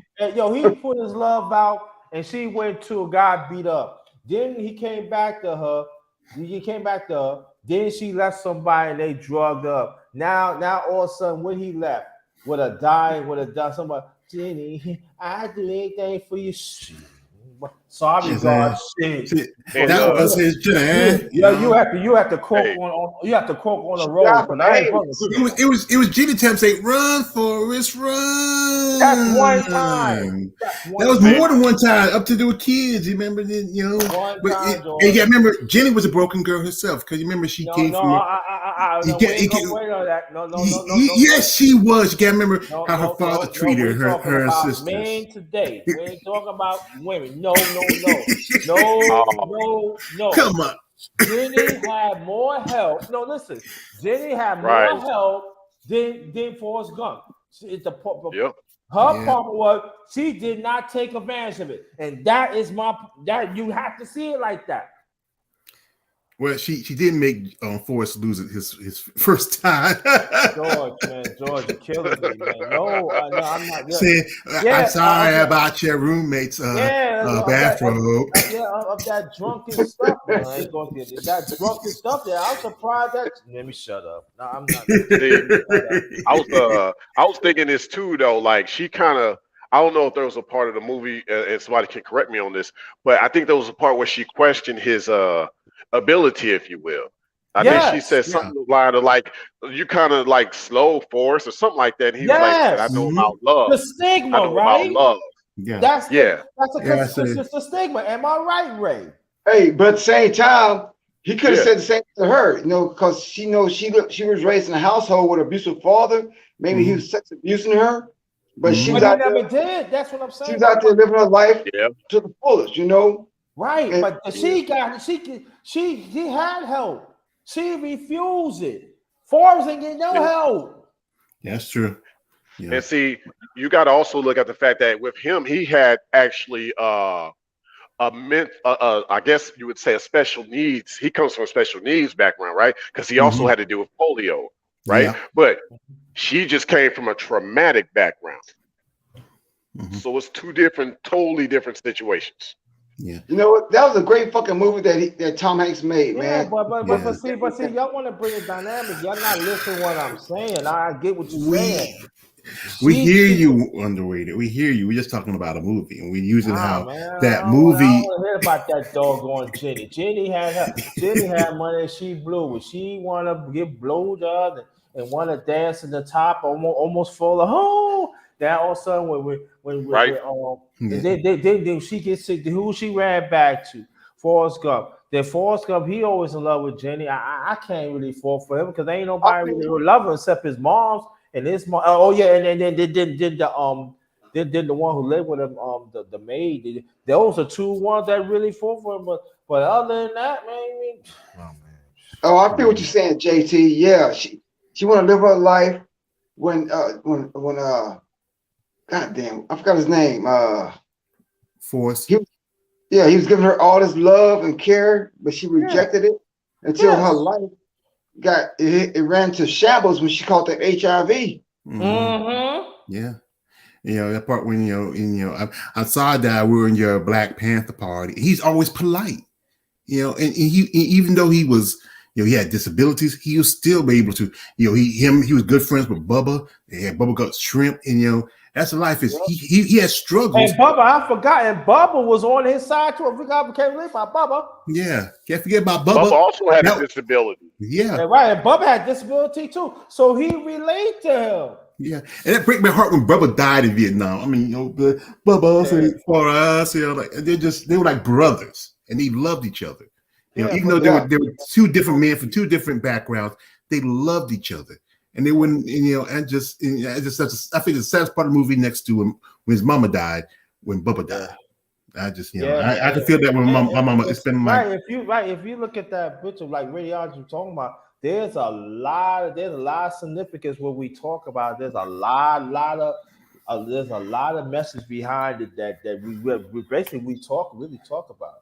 You know what I mean? And I think that it goes again. Hey, they are still this franchises of men. Now people can get mad or they want to, but it is. If you just look at the picture, even like Waterboy, look at the moms how she treat him, and then but see what I like about Waterboy though, he did have the fox though. She never left him though. She was a criminal. hey! Was she left him though? No, she loved he loved her. She loved him. And at the end they got married. That's and he his mother wanted to protect him because what happened to her. His father left him, and then his father come back when he got success. That's just you should have been there from the get go for your son. Don't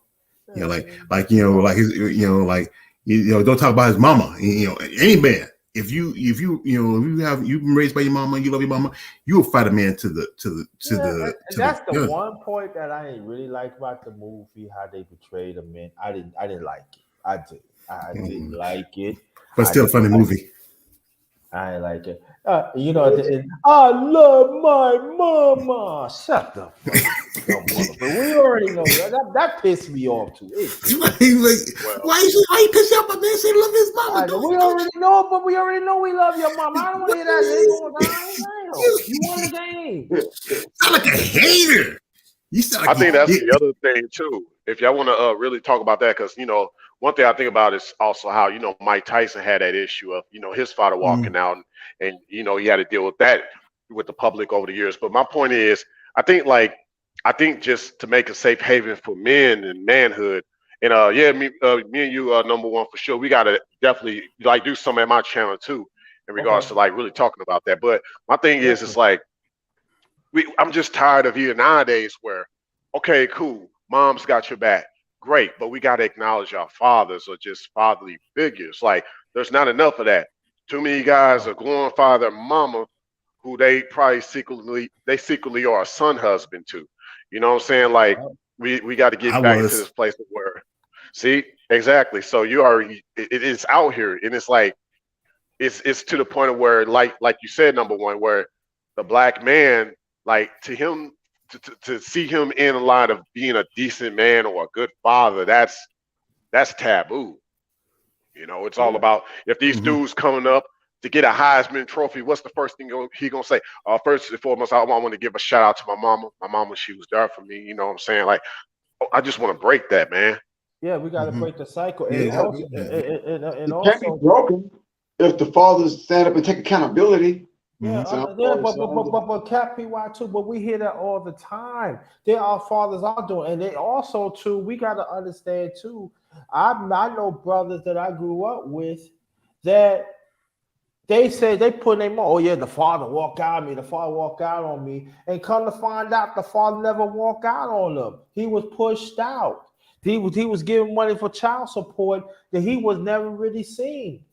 Sometimes his story is not being told till they get older, and then all of a sudden say, "Mama, well, if you know all this going again," and not picking on the women, I'm just telling about how it's going down. I'm just connecting the dots here. So anybody that hear from the clouds and everything, just hear the whole story, not just what you want to hear. But I know that our brothers out here right now, they do not have a relationship with their mother because the mother certain mothers, they hold the information back. They know they was true.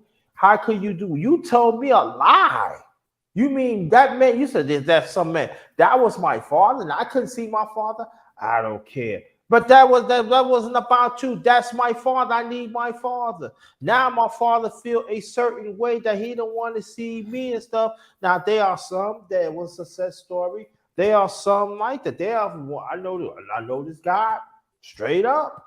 His father, Hey, I can't. We can Chuck, talk. I feel what you're saying.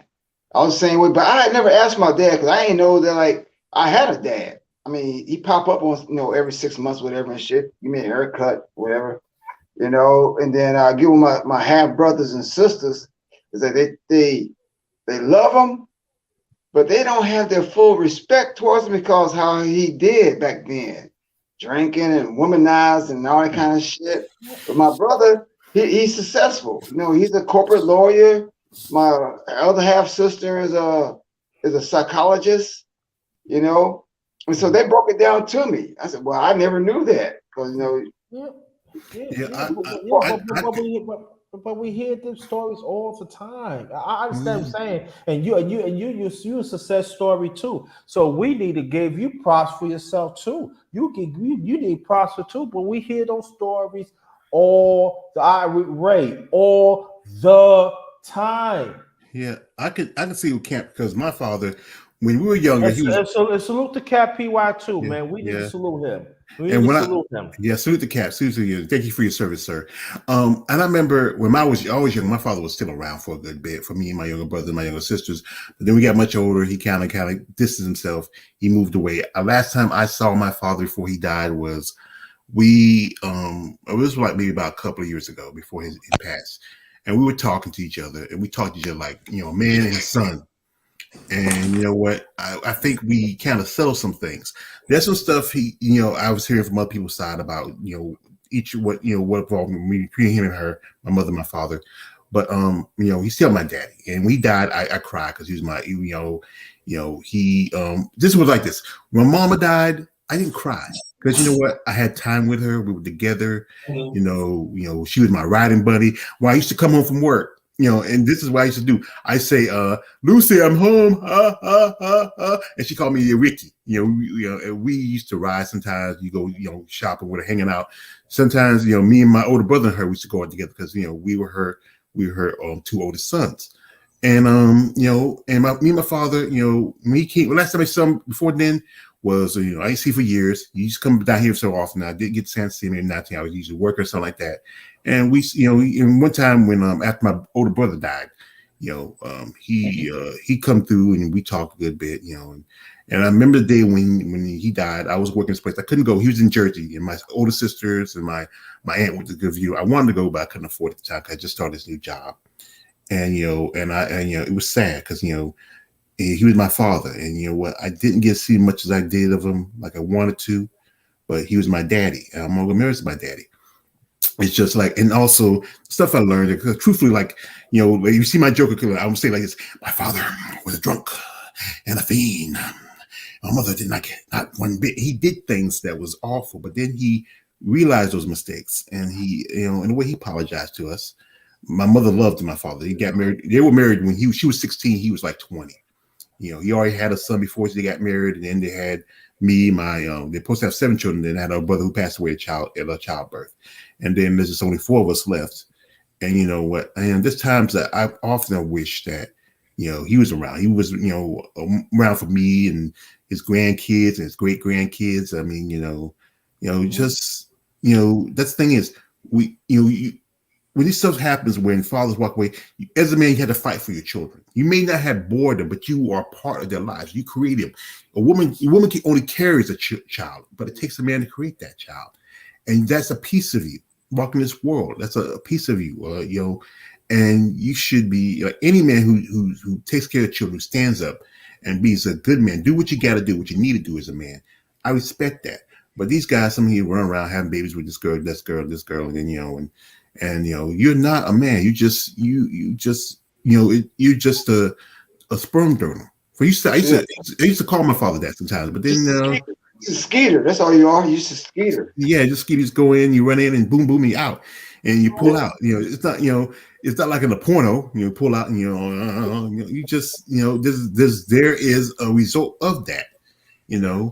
If you don't feel like you want to have children, wear a condom.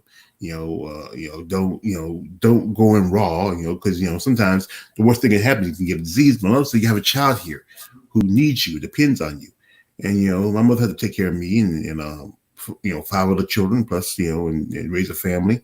And I learned. That's why I say like this. I learned stuff from her, but she taught me how to be an independent person, but she didn't really teach you to be a man. But it's just we as men, we have to, and it goes back to slavery, how they take the fathers out of the family, they sell them to another person, and go on, and then your generations, you move on, you go to this plantation, you start another family, then you move to another plantation, you start another family, and we never really learn about the whole ideology of the nuclear family, because the fact is, what has happened to us, something that's been for centuries instilled into our community. If it was like even white communities, they have that same thing too. Generations of kids who are the fathers abandoned them. It's all communities. Our communities are the same, yet there's so much difference. But we, as a Black community, we take it the hardest hit of it. I think what things you do, like one thing is Father's Day. It doesn't get celebrated as much, especially on television. I remember that time when Bill Cosby had an episode it was around Christmas, and he has Father's Day special. And you rarely see it. Mother's Day would get specials, they get everything like that. Father's Day, mostly you might get breakfast in bed, and then you have to mow the lawn. That's about it. But nobody ever gets a really special day for us. It's been like, hey, somebody should do an episode where dedicated to Father's Day. Let me give my dad a chance to come back into my life. I'm the firstborn of about 5 kids, right? So when I was in the Gulf War and I lost 2 buddies and I survived, and I said, man, I think maybe this might be a time for me to reach out to my dad, and so I forgive you. Can we build from here now and move on? And today our relationship is strong as a motherfucker, man. I said that's what I've been needing. I think he probably knew it, but he's living lifestyle, going up there, just getting drunk and doing what he want to do. And to his wife that he's still married to today for 30-something years, she shot and stabbed that nigga. Oh my God. And then he had to go to prison, and then he came back out. He's changed man, I never reached out to him in prison, so I said, but I never addressed that to him, but I think that was like his wake-up call. Yeah. We have a real strong bond now. You gotta give him a chance. And also we gotta understand too, us as men, we deal with a whole lot. We got to deal with a whole lot too. And then we have to understand too, like your father, your father, he need to be committed, but he had to go through certain things too. That when he probably, because you know why? Because people don't care. Let's be honest here. When you a man, nobody don't cares. Now people gonna get mad, but I see in my late father. I see in my late uncle. I see it. And this world don't care. And we have to understand that. And so that means we have to advocate for each other a lot more. And I know that's a rude awakening, but it's true. Oh, what you were saying? Anybody was saying something? Well, JT, how many relationships have you been in and you've been accused of cheating when you never did cheat? Never have. No, do I need to get a bottle and have a few shots? I don't know. I mean, it depends on what your experience, your prior relationships. I've been accused of cheating. I said, bitch, I'm at home every day. I ain't cheating. Yeah, and it plays a role too. Exactly. Brother Nehemiah, there's anything you want to add, because you've been quiet for a while. We want to get your input. Oh man, I'm just enjoying the panel. You guys always bring it, man. Y'all bring it to the degree where I could just sit back and listen all day. But yeah, that father thing, man, for me, that's number one. I've learned in my life that I have lessons that come from a tradition or ideology, as the brother said, the first love is the father. And it's hard to address that. The brother was saying, the father creating and the mother something, bringing life forth. I forget the way he addresses George. He says that once or twice I've heard it. But, it speaks to science, it speaks to tradition, it speaks to as much as we know about, this thing we call life. So yeah, man, y'all doing it up, man. Y'all really are doing it up in terms of just man talk. Man talk. You say we keep bringing it back in with one another, having a conversation with one another. Keep bringing it back in, whatever that case may be in contemporary society. If we're talking about, like the brother just opened up the relationship thing about, the intricacies of a relationship, being accused of something that you didn't do, but it's like an emotional, jab, if you would, from a significant other, and then it's like, well, that's kind of illogical. If I'm here all day, how can I possibly cheat? Well, like I said, you could actually cheat with your eyes, you could cheat with your heart, you could cheat so many different ways if we're going to go that way, and that's just, something we just got to keep bringing it back, having that conversation as men, taking it to our families, like you say, what say, lean on me, my brother, lean on me. I got a whole family full of brothers, man. It's like 7 brothers, man, 2 sisters. And mom and dad still around, 80, 82, 83. Tons of uncles and aunties, that are in their 90s. And, like you said, the numbers are off the chart when it comes to family. But like you said, we just a very small, I'm going to say small, just being a male, because that's half of the population, right? But then when you come down and break it down to being a black male, it's like, oh, well, numbers drop off the chart. It's like, where they go? Shit, they almost extinct,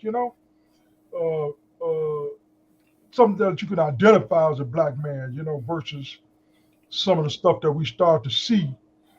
And we like, that ain't us. That ain't me. Anyway, you could say that is, but that ain't us. Or, that word nigger or whatever, with the ER on the end or however, dress it. But no, man, I'm always, I'm just part of the furniture, man, JT. When you get old, like I have, you hear the conversation. And like you said, it's so important to have them that it goes without saying that, man, it's like we think we groundbreaking, some conversations. Not really. No. But for like you said, for your audience, for as many of our audience or people that we know that might get a little bit of from it, like that brother McLean just dropped off. He said, my wife listened to it. She said she getting some out of it. I'm like, that's what's happening, Yeah, that's what's up. Yeah. When the sisters, cause most of the time it's like, oh, them brothers over there running their mouth, they ain't talking, they want to, like you say, a lot of haters. So when we get that love, we got to be careful and say, man, I appreciate that. We got to recognize that because it's necessary. That's all we doing here, man, is just loving on one another, and not, like you say, pause kind of thing, because that's the world we're in. Like the brothers captains keep saying, it's a different world, man. It really is, like you said, to be ambitious, and get out there, and experience life as in a Forrest Gump, just getting out there, making it happen, not thinking that you got any kind of shortcoming, just make it happen. The best thing since sliced bread. You couldn't tell him he wasn't it. He made everybody around him feel just like that, so that's what I get. Yeah, that's what I get. Just sitting here, listen to my brothers talk. I appreciate that. Yes, sir. Yes, sir. Yeah, I appreciate that. I appreciate it. Yeah. Life's like a box of chocolates. You never know what you're gonna get. Yeah. Oh You yeah. never know, man. Say, so Yo, around, so around. George, you use a pain. I'm just letting you know right now. Thank you. I'm letting you right now. You is a damn kryptonite. I'm just letting you know right now. Thank you. You's a George kryptonite. the man. George the Oh, man. no, in a good way, because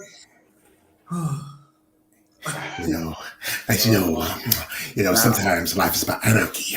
okay, yo, let me tell you, this MMA fighter name, I gotta bring it up, her name Valerie. Oh, Valerie. Whew. Yeah, if y'all will see that, you know what, Jordan, I'm gonna call you later because you know good. You trying to get me up with something. I cannot do that. You is a kryptonite.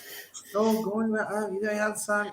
Look at that. You want to share with the rest of No, the I ain't class? sharing that. Not sharing that one. Heck, no.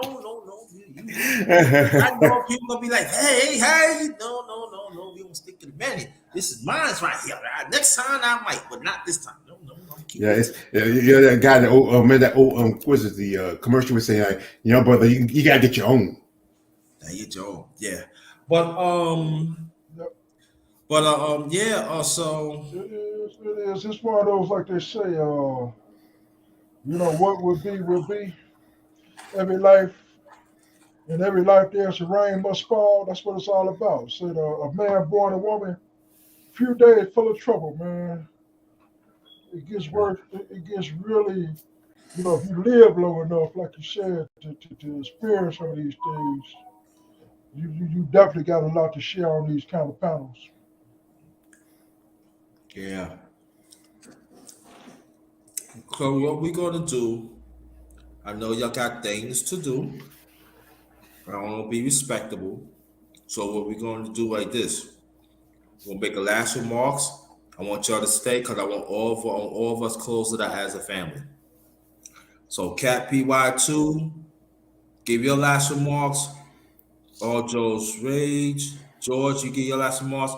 Reality, give your last remarks. And Polo, he gonna give your last remarks. And Big Bro Nehemiah, you gonna give your last remarks. I think I said what I said, brother, and everybody else stay safe. All right. Thank you. Yes, sir. Thank you. We appreciate you. We appreciate you. You're a winner. Remember that. You're a winner. Okay. Yes, you are. Okay, bro. Brother George, last remarks, please. Well, I have some fun with you, brothers. We talked about subjects that need to be talked about among men. It's great. Underrated. Next time I won't do that to you. But I just got it. He's tweeted to me. She just tweeted to me. He just pasted on Twitter a while ago, so I had to share it with you. Yeah. But as men, just not as men, as black men, we need to support each other. We need to stop, becoming like crabs in a barrel, pulling each other down, trying to get out, get on top of the barrel. We have to do what we can do. We have to let society know that we're here. We've been here in this country for almost 500 years. We have been the backbone of this country, and we got to realize that. And we have to support each other. We have to support our women. We have to support our children, and we have to stand strong. Shakespeare said it best: even when a man has havoc placed upon him, he must hold his head high.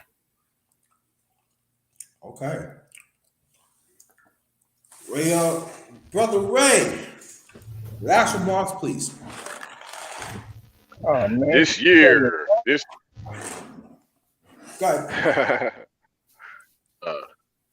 one thing I want to say is it's funny because the past date that was February the 22nd,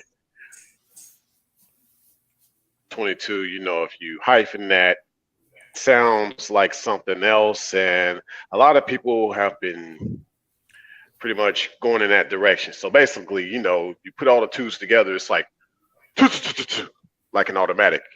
And so we've been hearing a lot of that lately. That's Jim.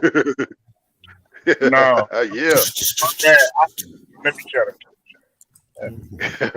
So we're trying to go in a different direction because obviously my point is about, I think this year it's about the men, not the women. The real women will follow the real men. And I'll leave it at that. Okay. Thank you. Polo, last remarks, please. Man, he took the Ray took the words out of my mouth, man. And we have to do a better job. Just to add on that, without even being, subliminal about it, man. We got to be more protectors more than anything right now. Even if you don't have a family and you don't have anybody in your household, the best thing that you could do is arm yourself and protect yourself. Not only through defensively, in terms of physical wise, but arm yourself mentally, because there's so many people in various different realms of life that are trying to checkmate our people in every instance. And that's just what I have to say. We have to arm ourselves. So yeah, Ray was on point with that. Okay, cool. All right, I want y'all to stay right there because after Nehemiah will make his last remarks, I'll make a last remarks. Like I said, we're gonna close as a family. All right, brother Nehemiah Israel, big bro. Yeah. Again, it's always a pleasure conversion. On your men's talk. I like I like your new introduction there. And in closing, it's been a pleasure, man. Happy Wednesday, everybody. All right. All right, stay right there. I would say this been again very good. And reality, I want you to reach out to that because I want to be part of that. What you talking about on your channel. What you brought up an hour ago. I want to be part of that because that needs to be talked about. And I'm glad the brothers we came in. We had touched on some topics that is not being mentioned, and I'm glad that we dealt with it. And I'm glad that we're gonna do whatever we can to help out the men that is on disability. And we have to understand though too that we have to talk about injustices that we still continue. And I know there gonna be some women going to say, "What about the men?" No, I said, well, I can say this today. Us as men, we hold each other accountable. And what you need to do, women, you need to hold women accountable too, so we could both have a lasting relationship. I would say that. And I appreciate each Brother McLean. Thanks for coming. Brother Cat PY2, we proud of you because you came a long way and you are a winner. You are a winner. And I want to thank Brother Polo. I want to thank Brother George. I want to thank Brother Ray. And I want to thank Nehemiah Israel. And I want to thank God that helped me to put this through. And I know it's sometimes hard. Don't forget about Brother Sheed. Oh, right. I'm sorry, Brother Sheed. I'm sorry, Brother Sheed. I'm sorry, Brother Sheed. Sheed be everywhere, so I can forget about it. I'm sorry, Brother Sheed. And I want to thank him too. And all I have to say is this: let's keep these men conversations going. And it's going to be hard at first because there's going to be a lot of people there's going to be some men ain't going to want to indulge in it. But don't let it stop you. Just show up. That's all I'm saying. Show up and participate. Let's find solutions to better ourselves and our families, but also to continually disrespect and humane stuff that we still have to do, and the disservices they still treat us as men, and the injustices, as I say, we have to talk about that. And in any man they fail to understand that, right? They are a enemy and they no need to be around. If you're not willing to say, I want the next man to win, you will have no parts from me. And we have to understand this, right? That we have to make a decision that they has to go. They got to go. There's no way they can be around these conversations. Oh, it also anybody that wants to donate, my cash app is $ capital JT 53000. If you want to donate, that'd be greatly appreciated.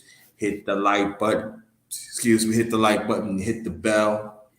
So you can sub so the notifications you get it. And this is the last of the underrated men's talk. Oh, I forgot.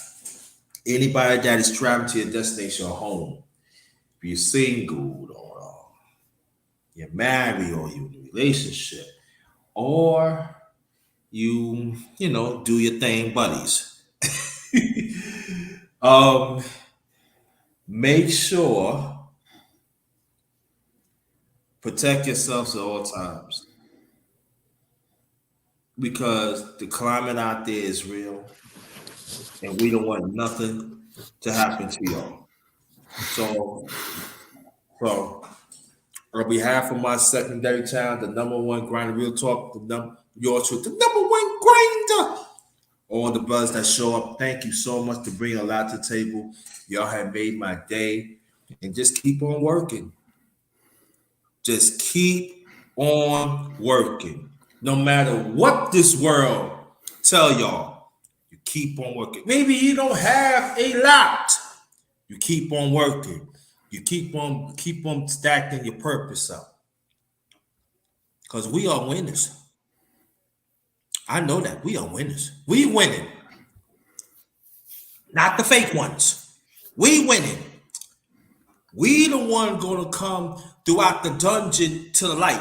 We the ones. We the ones. And remember that. We are winners. So the rest of your day, stay blessed, stay blessed, please. Stay blessed, stay blessed, stay blessed. Be safe. And this one is Ghost. Good afternoon.